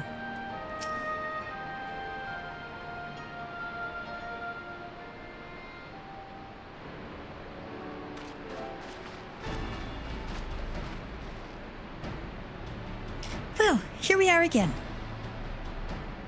Alice says, Alfino has regaled me with a thrilling tale of hidden treasure troves, mid-meeting betrayals, unlikely alliances, and joyous homecomings. It would seem I missed everything. Minago says, I was patrolling the palace grounds with Thancred and Y'shtola when we heard the report of a primal in the throne room. I honestly doubted my own ears. As others have said, we were lucky to have our Echobat-blessed champions nearby this time, though we'll need to keep a closer eye on the Kaliana. Lee says, you could say that again. This whole episode has reminded me just how far apart our kinds still are.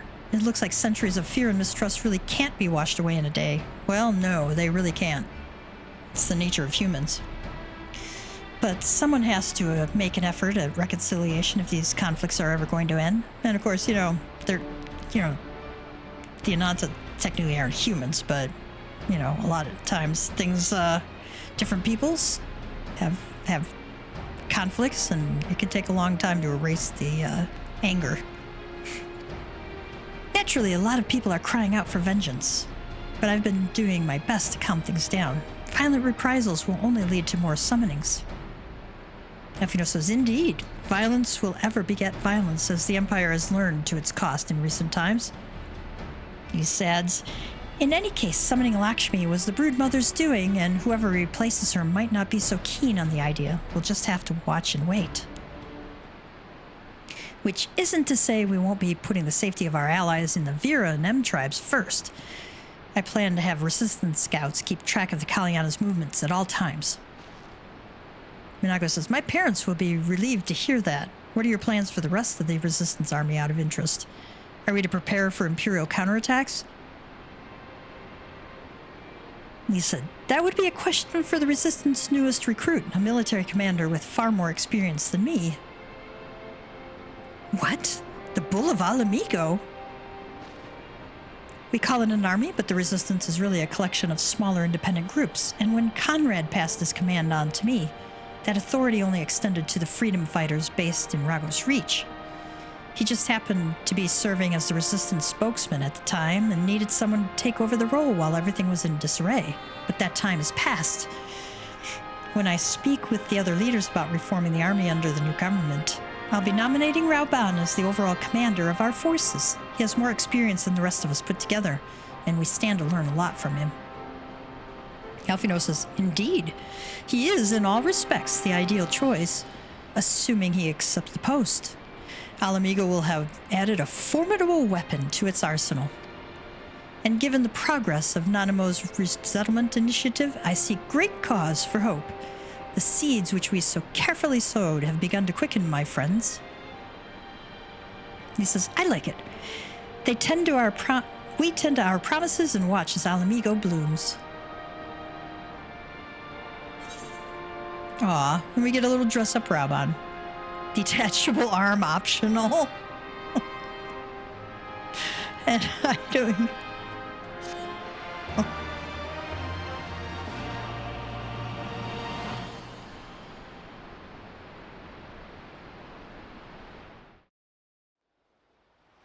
Cutscene.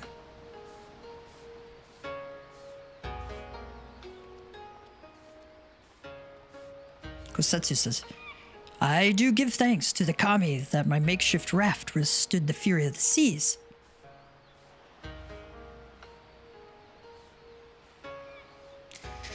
But there their generosity ended. Without coins in our pockets for new attire, we are doomed to look like so much jetsam. Oh, woe betide the poor man in a city of rich merchants.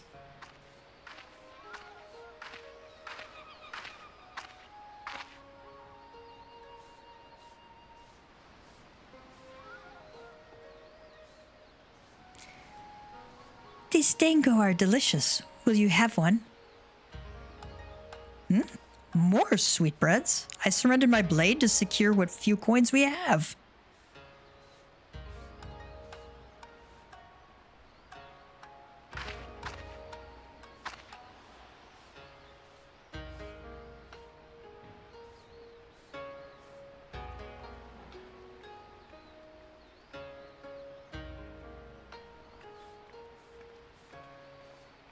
Bah, just like talking to a child.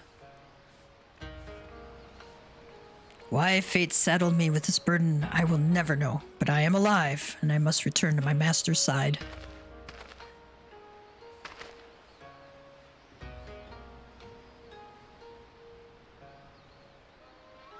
Come, Suyu. We shall find a ship to carry us across the Ruby Sea.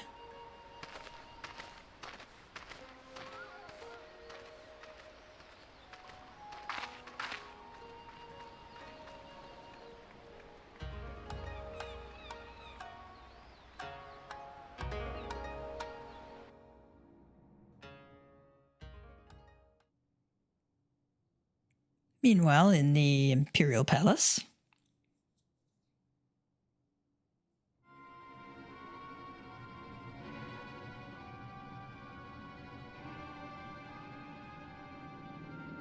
Have you read the reports? First Doma, then Ala Mhigo, and Lord Xenos put to the sword. Do not believe everything you read. I hear the Viceroy was merely wounded, and that he has already returned to the capital. Naturally, the savages beat their chest and boast loudly of taking his head regardless. Nay, Lord Xenos lives? Deplorable. That our own officers should be fooled by Eorzean misinformation. Small wonder the provinces have begun rising up in rebellion. We must prepare an official and, above all, accurate announcement to quell these pernicious rumors. They would wage war with empty words. Let them produce the Viceroy's remains, then. We shall soon put the lie to their claims.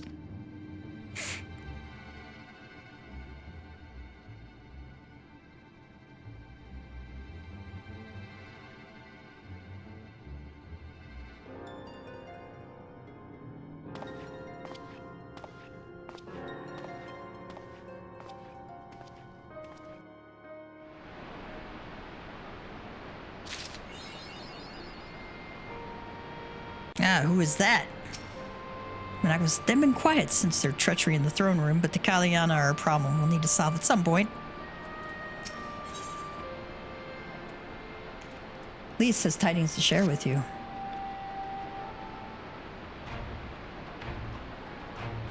Gav, great timing. I was just about to send word to the Scions. I've got lots to tell you. The Council has officially recognized the Resistance as our standing army, and I expect you can guess who's been appointed commander. Suffice it to say, we are in good hand.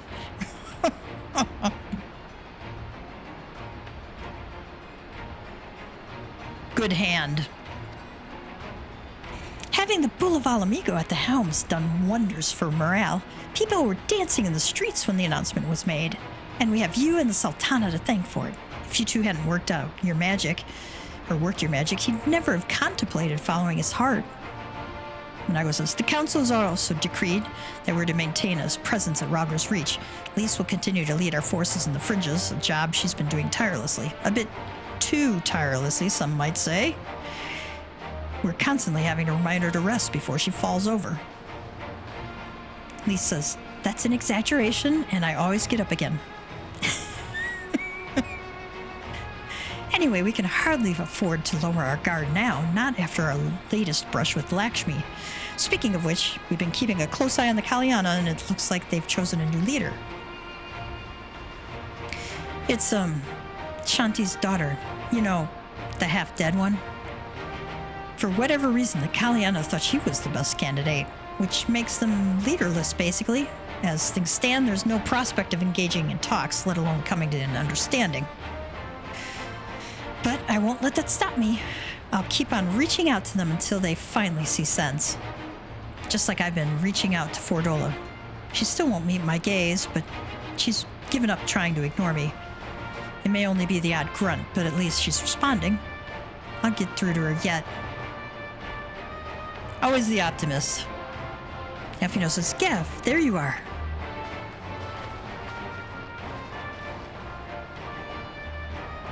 Elfino, Alize, is everything all right? Alize says, we've received word from Tataru. Hancock has apparently acquired information of great interest and urgency. More than that, she didn't say, only that we should come to Kugane right away. Elfino says, I had in mind for the two of us to set forth together, but Alize is determined to make it a party of 3. Alize says, as I've told you more than a dozen times, brother, my wounds are quite healed, and I would benefit from some fresh air. Besides, you may well need an extra pair of hands. Elfino says, worry not, sister. I have quite given up trying to convince you. Whether we be 2 or 3, we should depart as soon as possible. You will be joining us, I trust. Oh, yeah. Lise says, I was about to say I'd come too, but I'll just have to settle for cheering you on from afar. Good luck with, whatever it turns out to be. Elfino says, thank you, Lise. Rest assured, should this business prove to be of even tangential concern to Ala Mhigo, we shall inform you without delay. Let us be off. Hancock and Tataru await us at the Ruby Bazaar offices.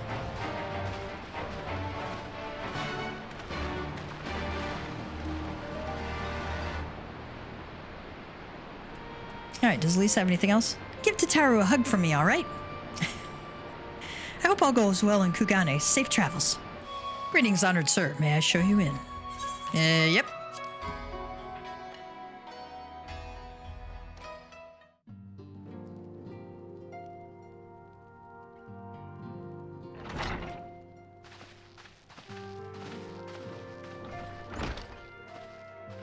My friends, thank you for coming at such short notice.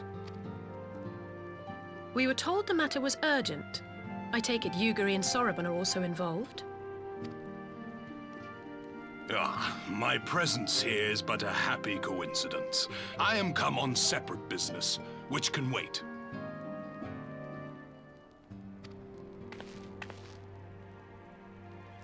My apologies.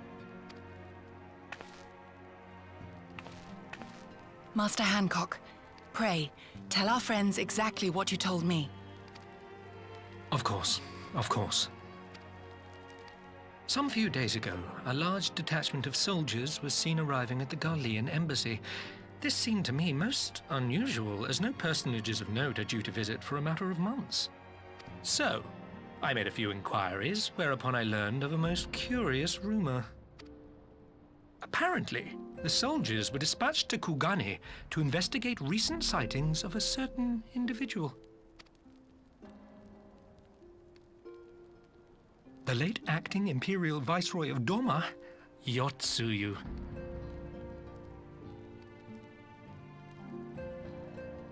They spotted her already. I beg your pardon? I too am loath to believe it.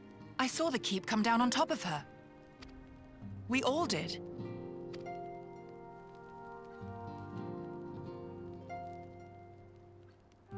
I would not presume to question your eyewitness accounts, nor am I one to take rumors at face value. The fact is, the Garleans have no knowledge of what took place at Doma Castle. They may well be chasing after a woman who merely resembles Yotsuyu. But a woman who resembles Yotsuyu in the company of a grizzled Rogadan samurai? I dare say that thickens the plot. Gosetsu! He's alive! While I've no conclusive proof, I thought that such a possibility warranted your attention. Have you informed Lord Hien?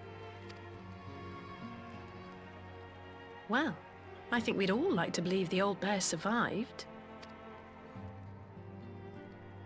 Indeed.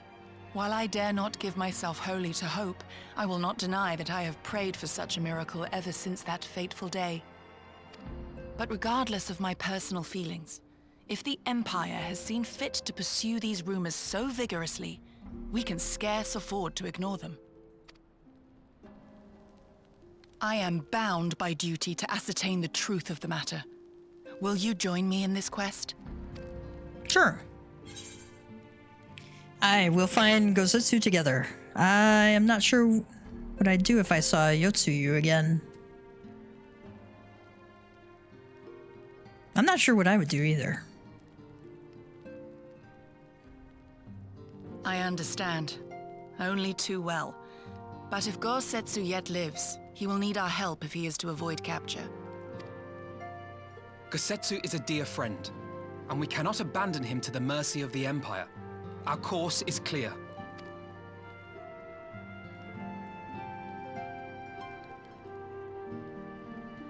Hancock, is there aught else you can tell us? Alas not, but I have taken the liberty of employing one of the finest informants money can buy.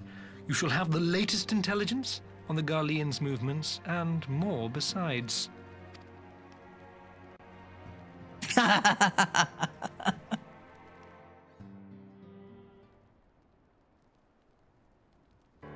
It's a shit-eating grin if I ever saw one. The informant awaits your pleasure in the back streets of Sanjo Hanamachi. From its shining facade to its dark underbelly, few know Kugane as intimately as he. At least this is one of the finest informants money can buy. Why do I have a bad feeling about this? Sorbat says, permit me to assist you in your quest, my friends. The sooner your business is concluded, the sooner we may speak of mine. Should your search take you away from Kugane, my boat is at your disposal. I shall see that she is ready to sail. Tataru says, I'll give Sorban a hand, and if he's providing us a ship, the least we can do is supply the provisions. We'll be at the pier if you need us. Elfino says, a welcome offer and an excellent plan. Without further ado then, let us seek out this informant in Sanjo Hanamachi.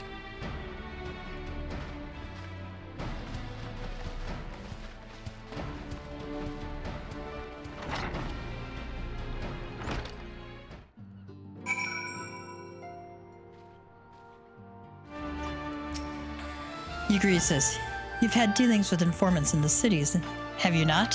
Perchance you are already acquainted with this one. Oh no, I have a feeling who this is. Yes, yes? Given the Empire's movements, it seems highly probable that Gosetsu and Yotsuyu were indeed in Kugane, yet I can offer no explanation as to why they should be together.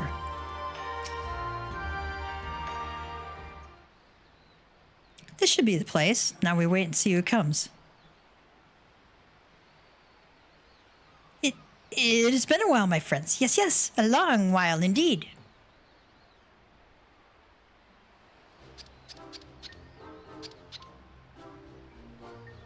Did I call it? I knew it. Kyoto, any funny business and you know what will happen, I trust. No funny business. Only loyal service and the finest quality information. Of course, such quality does not come cheap. No.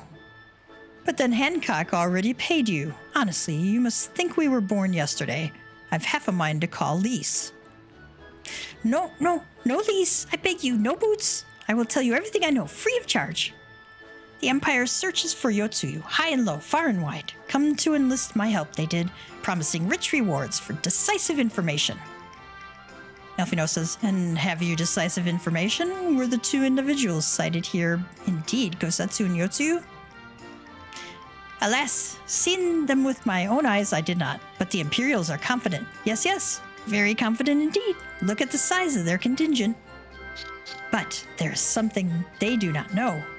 A rumor which you will find most interesting, I think. They say an elderly Ruganan samurai appeared on Kogane Dori with a beauteous maiden and sold his katana to a pawnbroker. 'Twas no common katana either, but one of surpassing craftsmanship. Well, that is interesting, assuming it's true.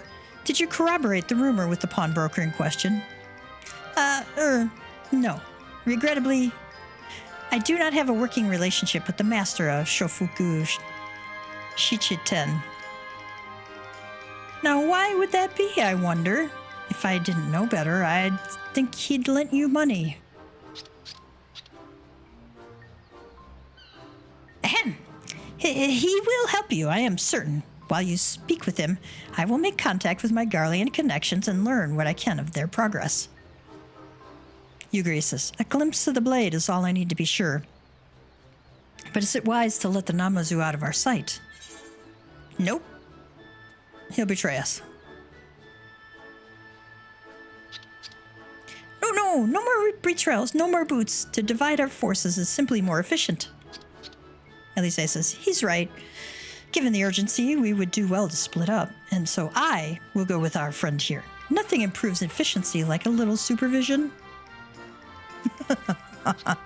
Alice's smirk there. Yes, we will go together, and there will be no boots. Let's be about it then. Good luck with the katana. Shall we reconvene at the pier later on? Fragrant as the Ruby Bazaar offices are, I prefer the fresh air.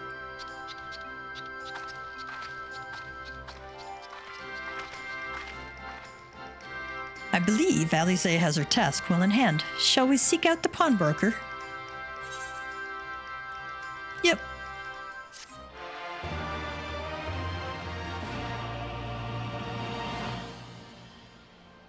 You've learned the emote greeting.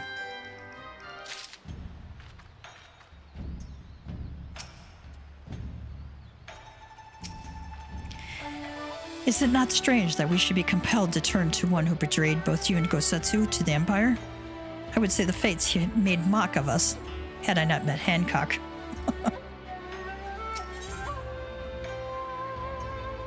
Green tea set. Elfino is eager to find the pawnbroker. Everything in order? Then let us proceed to Kogane Dori and find the master of Shofuku Shichiten. I speak French, not Japanese, so I don't even know if I'm pronouncing it anywhere in the vicinity of correctly, but I try. Perky pawnbroker.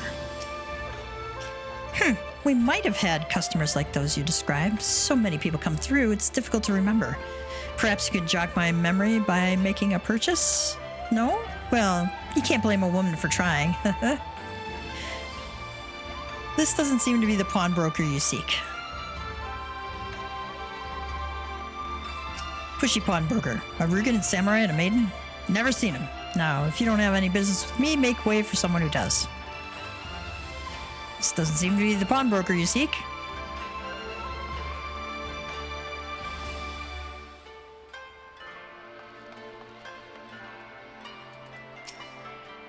Welcome, good sir. Welcome. Would you be buying or... Ah, so you have heard tell of the Rugen and Samurai's katana. Small wonder it is a fine example of its kind. One moment. Dare I hope you've found our pawnbroker? Excellent work, Gav. And that is the katana?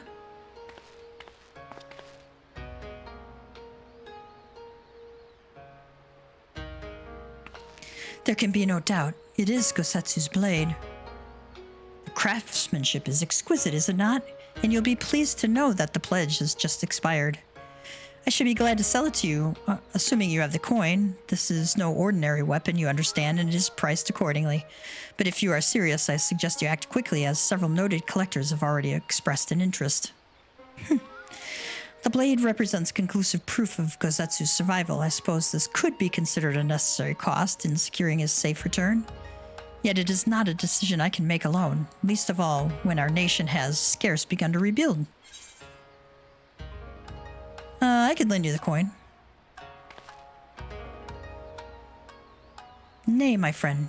Grateful though I am for the offer, I cannot ask this of you.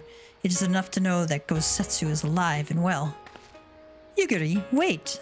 The scions will buy the katana. Pray, consider it a gift. Master Alphino, your kindness is touching, truly. Yet in matters of coin, would Mistress Taru not expect to be consulted? Come now, our friend would never have relinquished his blade were the need not great. And are we not bound by honor to help a friend in need? I say we are, and I am sure Tataru will wholeheartedly agree. The master says, it's settled then. You have made a wise choice, my friends. Such pieces are few and far between. Now, if you would be so good as to come this way, I shall prepare the necessary papers.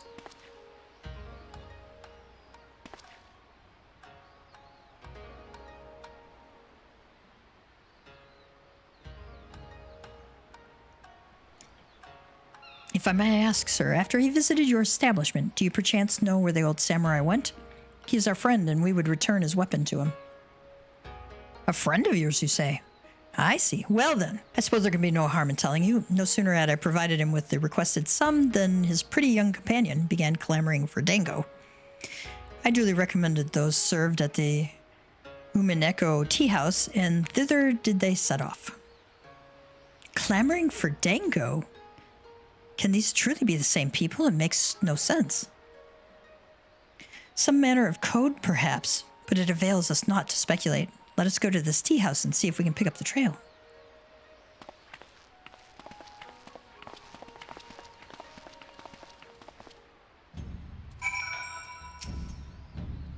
If you're looking for your friends, you could do worse than to try the Umineko tea house. I make no guarantees, of course. Yuri says, the Gosetsu I knew had little time for tea houses. No wine. No wine. So that's why he doesn't have time for tea houses. Alphino says, this is the proprietor of the tea house. Let us find out what she knows. Alright, let's talk to Ume. But of course I remember. How could I forget a pair like that? The most beautiful girl you'll ever see, scoffing down dango as if her life depended on it, while the old samurai looked on. Not quite what he expected, I wager. Far be it for me to gossip about my customers, but he was planning to spirit her away across the Ruby Sea, out of reach of her family, no doubt. When the girl had finally had her filled, they set off in the direction of the Shiokaze hostelry, presumably to find someone discreet with a boat. Yugiri says, so, Gosetsu makes for Doma. But this woman who travels with him, the more I hear about her, the more I wonder if she can truly be Yotsuyu. Does she have anything else? Gosetsu's trail leads to the sea, and that is where Yugiri would go. While doubts remain over the identity of Gosetsu's traveling companion, for now we can but follow the trail. Come, let us away to the pier and make ready to sail. With luck, Alize will already have joined Master Sorbonne and Mr. Sataru there.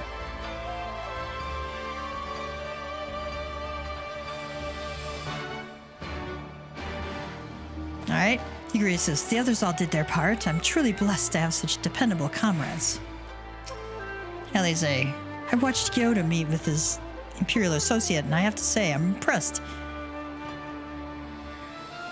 He has sycophancy down to a fine art. Sycophancy is, you know, the art of sucking up. Apparently, Kyoto did his duty and then promptly excused himself. Couldn't bear another moment under Alize's withering gaze, I expect. Tataru. While we were arranging the provisions, Sorbonne told me all about his many business ventures. Honestly, his nose for profit puts mine to shame.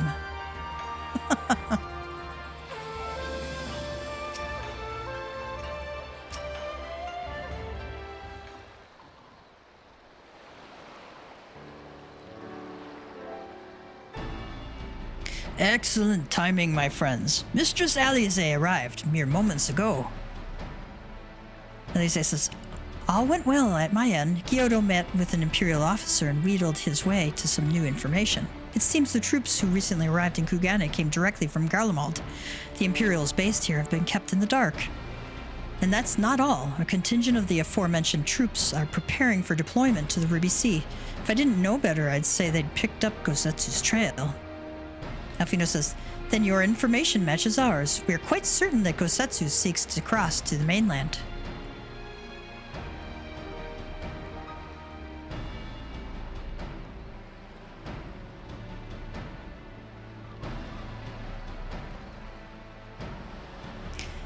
I'm sorry, did I hear that right? You used Scion funds to buy Gosetsu's katana? At the asking price? Aye, well, we were in some haste, and it seemed a worthwhile gesture.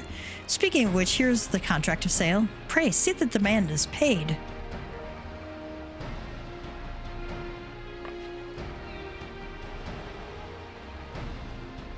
Thal's beard. You agreed to this?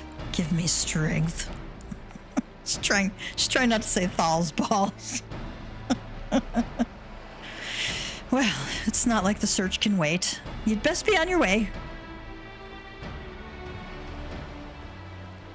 But Alfino, we need to talk. I want you to come straight to the offices as soon as you come back. Promise me. Oh? Very well. I shall call upon you as soon as I return.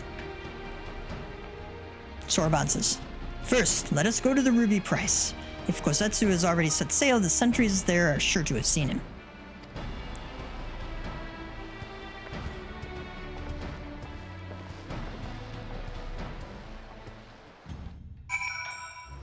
Yugiri says, judging by her reaction, Mistress Sataru is none too pleased. I apologize if the katana has caused strife.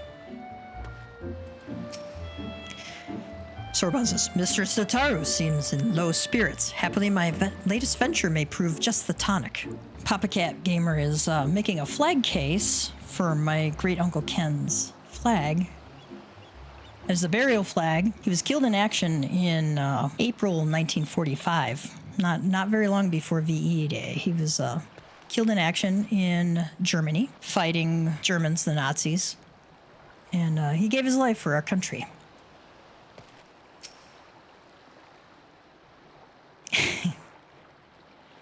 Elise said, what is the going rate for a priceless weapon, I wonder? And now I know who not to ask.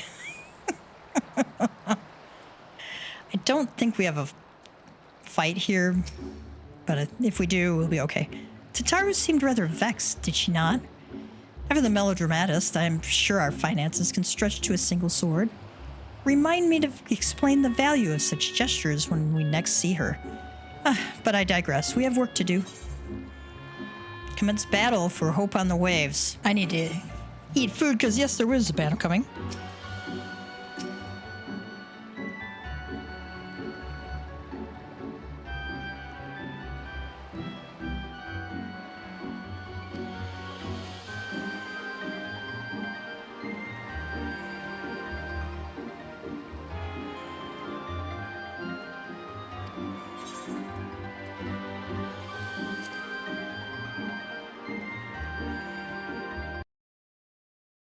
Of course, I turned the mic off.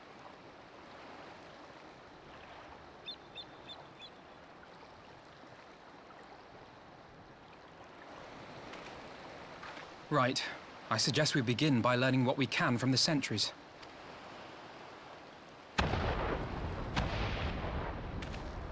Uh-oh.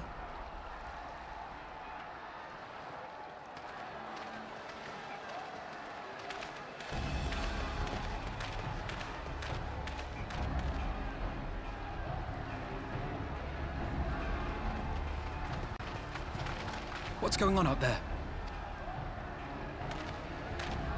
Travelers, are you? You may wish to postpone your plans. The Garleans have launched an attack on the Confederacy.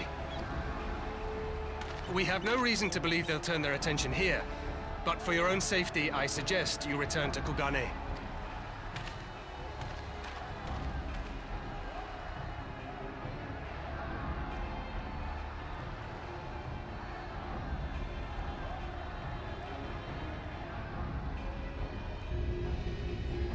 Uh-oh. There's more trouble coming.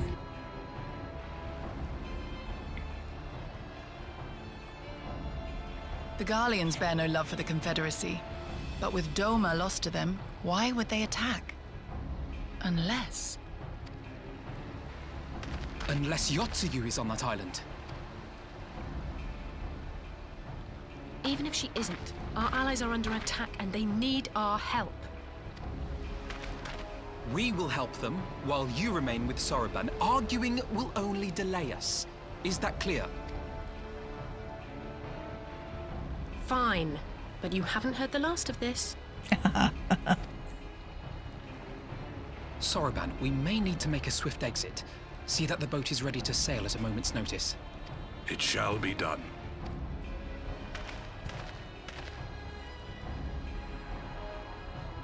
What, and you're going to swim there, are you?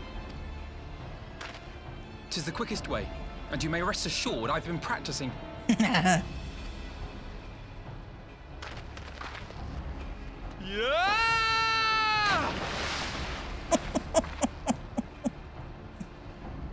Come.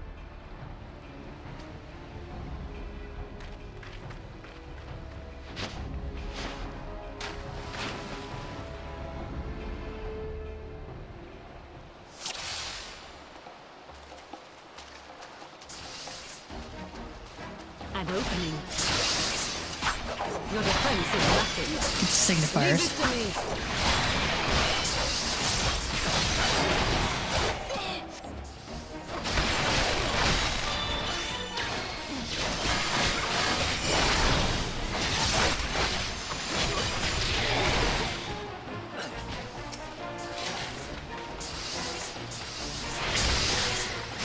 We're gonna get signifiers and then we can get the rear guard.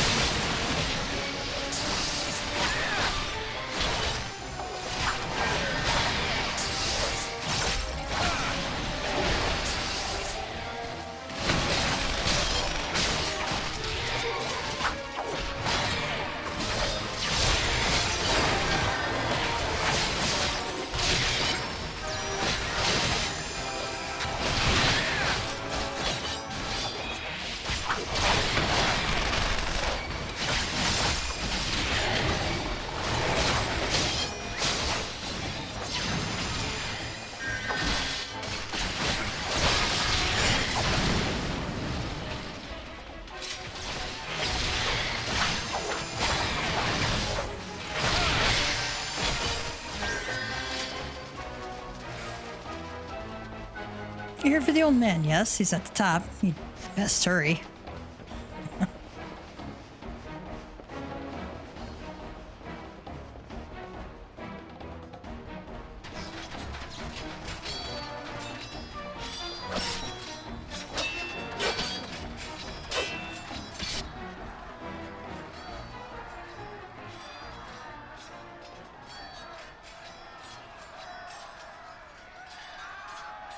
Lady Yotsuyu, we're here to rescue you. Please, come with us. Stay back, Tsuyu.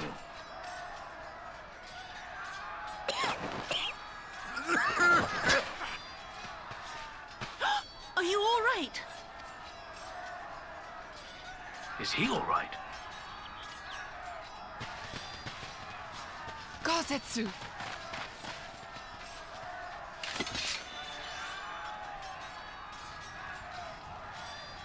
Damn it, we took too long. Change of plan, eliminate hostiles! All forces, attack!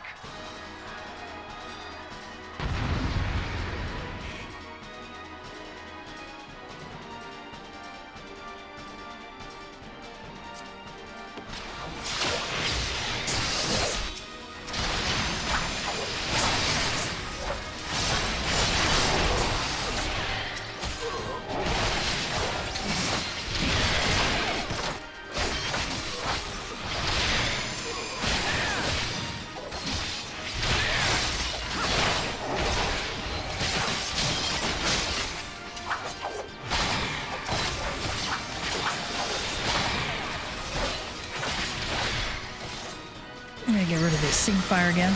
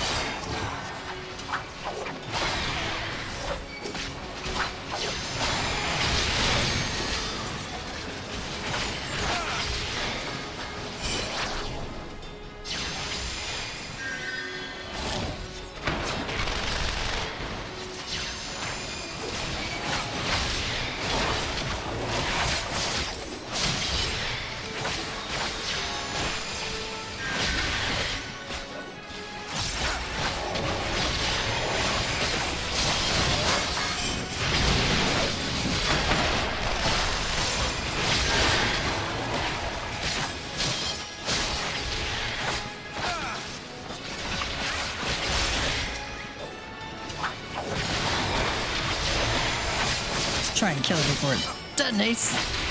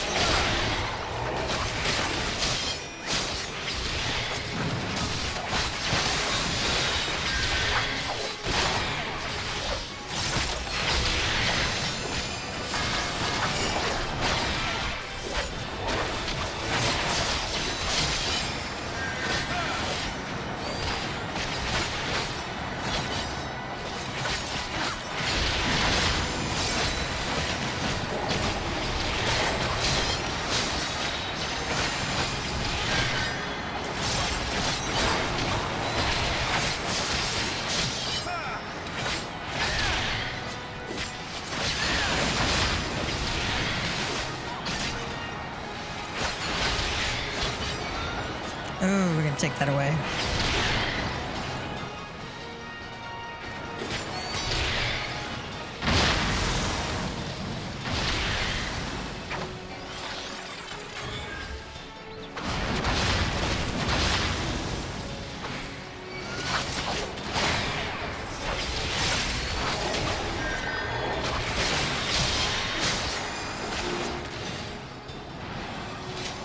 The art of my forebears.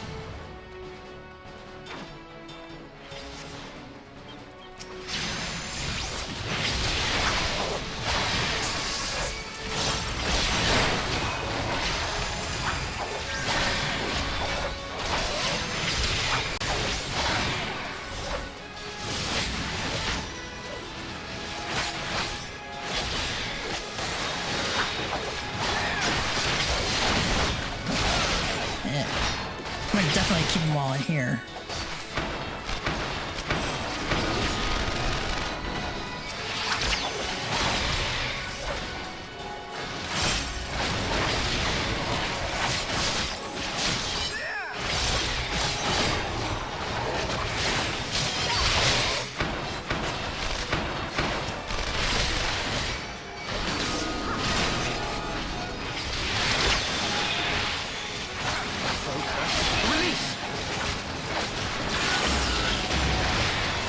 Oh, nice.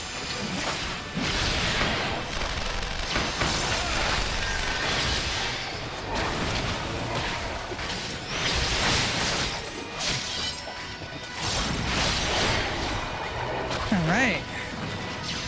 So you want to keep them all in that circle.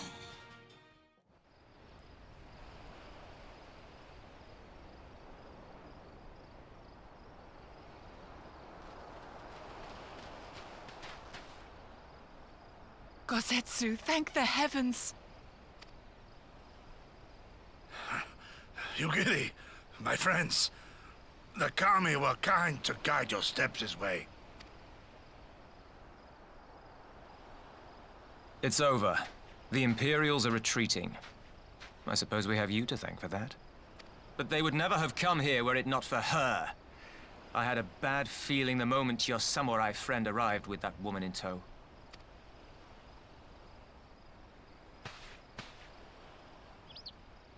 Do not be afraid, Suyu. These people are my friends. Friends.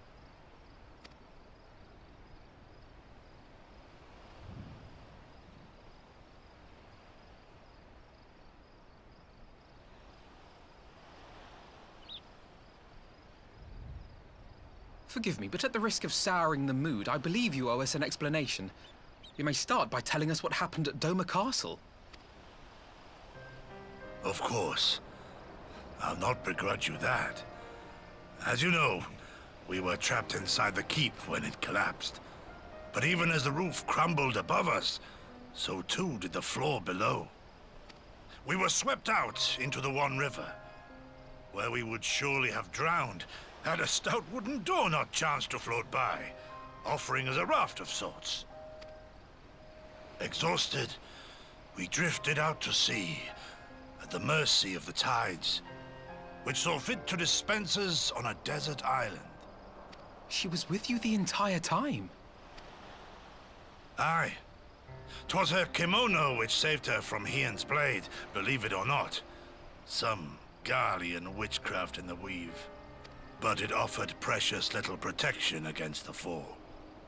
Though she survived, she awoke bereft of all her memories, and speaking like a child. A trick, surely. That was my first thought, aye.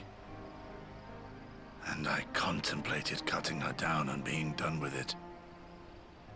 Contemplated it long and hard. Yet the kami saw fit to deliver us from certain death. 'Twas their will that we survive, both of us, together. And together we shall go before our master. He shall be the one to judge. Judge what?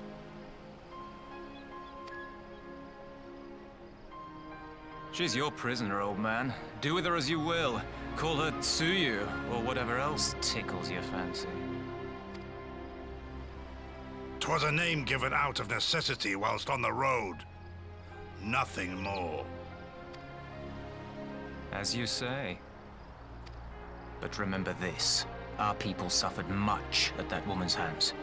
When the time comes, I trust you won't let emotion blind you to what needs to be done. You have my word. Well, I must be going. I have an unholy mess to clean up. You should be on your way too, before the Imperials decide to take another tilt. Oh, and we'll overlook the tithe this once. You're welcome. We only saved you, but okay, you'll overlook the tithe this one time.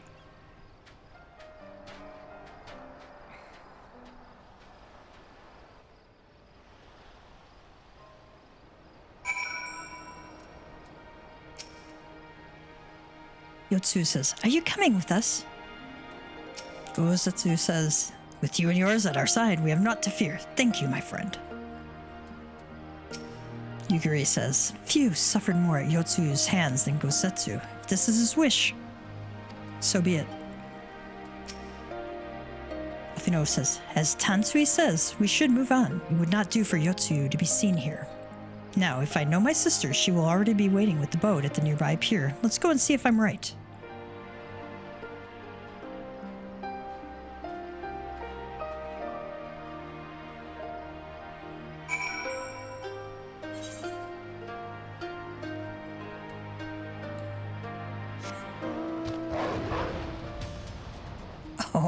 Hey. While we're here.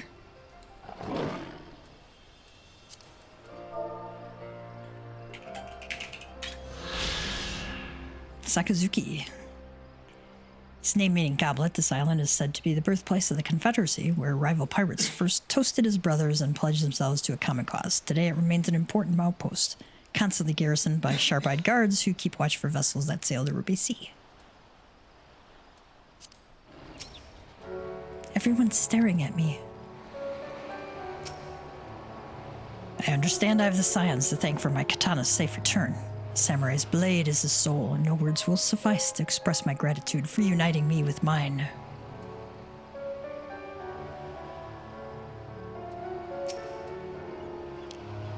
And here she is, just as I anticipated. I am only surprised she agreed to hold off until the vampire withdrew. Are we certain she is the real Yotsuyu? Kosetsu lives, all of the considerations should pale next to that. And yet...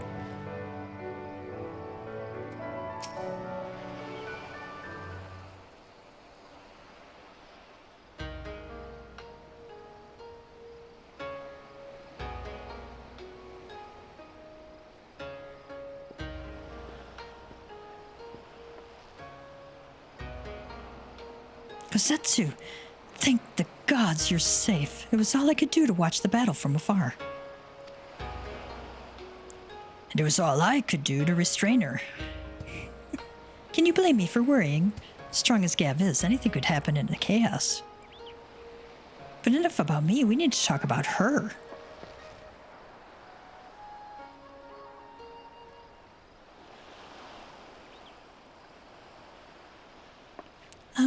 Greetings. They tell me you've lost your memory, and that's fine, but I want you to know something. I won't be taking my eyes off of you. Not for a moment.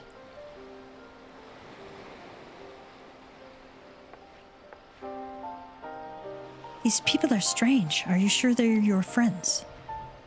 I am. They may behave strangely, but I trust them with my life. You have naught to fear. All right, if you say so.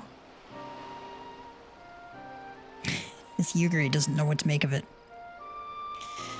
Right, 'tis past time we set sail. I, for one, would not keep Lord Hien waiting without due cause. Aye, the longer we tarry, the more we risk inviting trouble. Lest you forget the Red Kojin bear no love for Yotsuyu either. I shall deliver you to familiar shores, near Isari, but out of the villager's sight.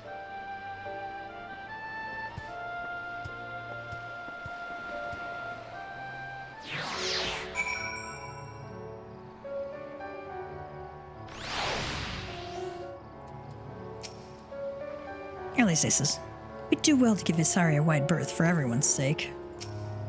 Yotsu is, are we going to that village? They might have Dango. Another time, Suyu, our path takes us in a different direction. Elfino says, though I only know Yotsu by reputation, this woman could scarce seem more different. Let us make haste to the city. Lord Hien must know of this. Here's where we part ways, my friend. I pray the remainder of your journey passes uneventfully. Gav, when you are not otherwise occupied, I would speak with you about my next business venture. It promises to be extremely lucrative, and I do not say so lightly. After the prodigious sum spent acquiring a certain sword, it would present a fine opportunity to refill the Scion's coffers and restore the smile to Mistress Tataru's face. Elfino says, oh, come along. Tataru was overreacting. How much could a single katana possibly cost? Elise says, far more than you think, plainly. A blade like Kozetsu's is worth a fortune. Enough to buy a house and furnish it. Which you would know had you bothered to check the price. What? I had no idea. This business venture of Sorbon's, he'll give it fair hearing, I trust. He has been good to us, after all. As for me, I think I shall look into drawing upon my personal funds. Good idea, Elfino.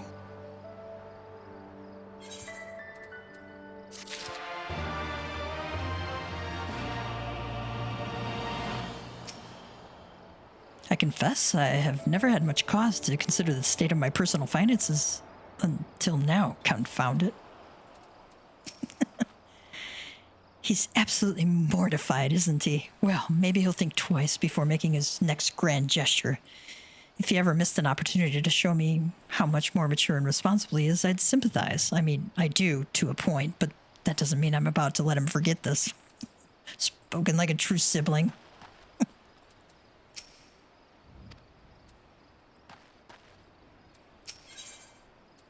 Yuri is eager to see Gosetsu safely back to her master.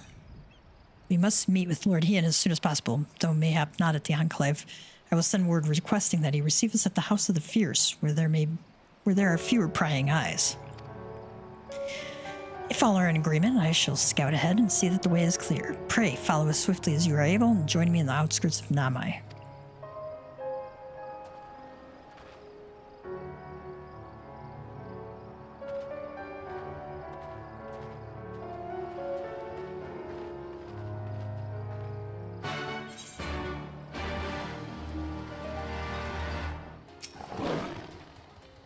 All is well. Good, the others are hiding nearby. Let us proceed quietly, if you please.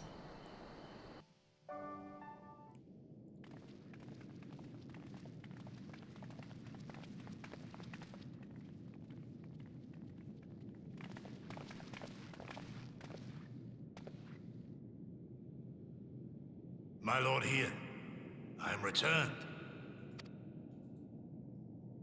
Save your tears for the morrow. For we who yet walk the path should not think too much on the destination. When the hour arrives, we shall welcome what comes with open arms.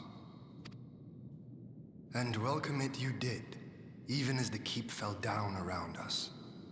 At that moment, in your smile, I spied a shred of hope. One which I have clung to ever since.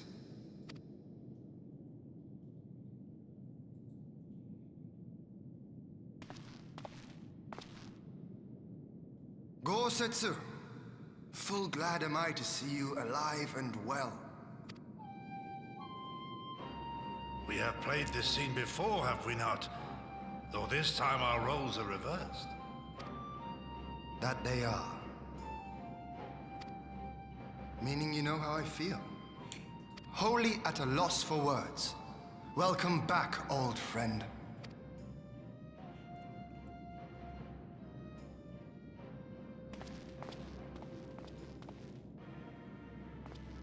Now then, though we rejoice at your return, it seems you have brought with you certain complications. That's a nice way of putting it.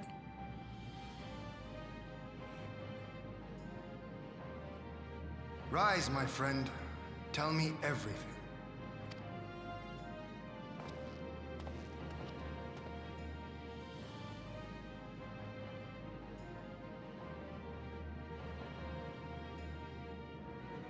The Empire is bold indeed to send a token force to engage the Confederacy. As acting Viceroy, Yotsuyu would have been privy to Imperial secrets. The Garleans will not soon give up the chase. Nay, it will end with her capture, or her death.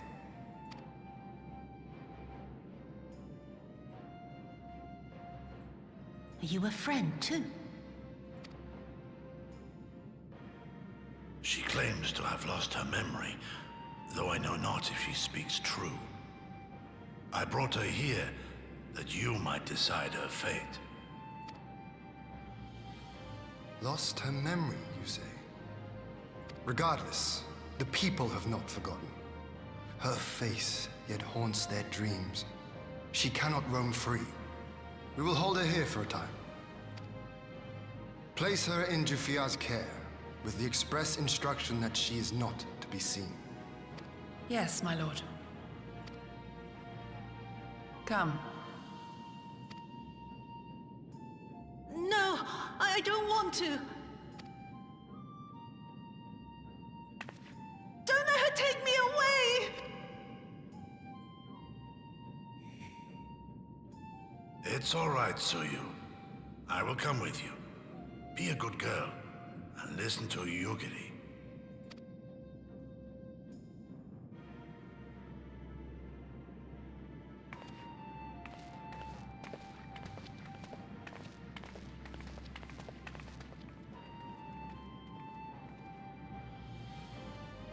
From a hound at his throat to a puppy at his heel. If this is an act, it is a remarkable performance.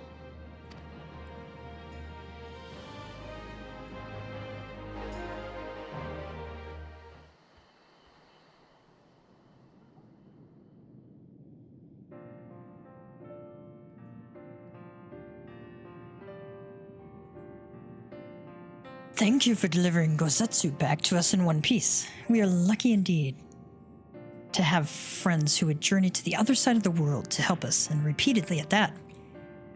We have much and more to think upon, but as regards the Empire, we can but watch and wait. Now then, seeing as you've come all this way, you must allow me to show you around the Enclave. I would not have you thinking we've been idle in your absence. The rebuilding effort proceeds apace, I'm pleased to say, and we are now ready to welcome home our countrymen who were displaced by the war. Should they so desire it, there is a place here for those who fled to Eorzea. Elfino said, "We should be delighted to accept your invitation, Lord Hien, and I have no doubt that your subjects at Revenant's Toll will be heartened to hear that their lord has not forgotten them." Oh, it's nothing. I just thought that Gosetsu and Yugiri would be back by now.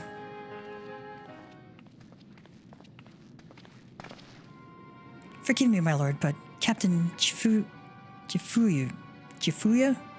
is nowhere to be found. Oh? He was here when I arrived. For now, we have taken Yotsuyu to a private chamber and assigned another to watch over her, my lord, but I find it passing strange that the captain should leave his post with nary a word. Elfino said, "This does seem most unusual. If you mean to look for the man, we would be happy to assist you."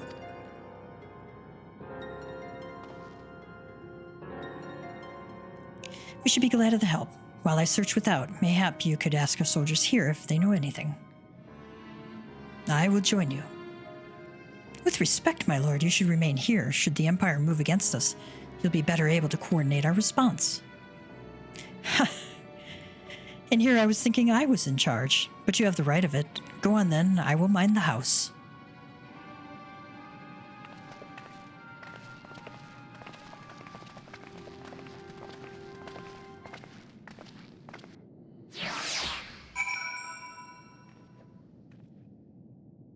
Alright.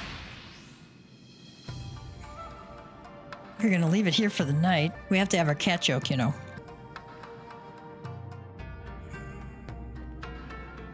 Cat joke time. What do baby cats always wear?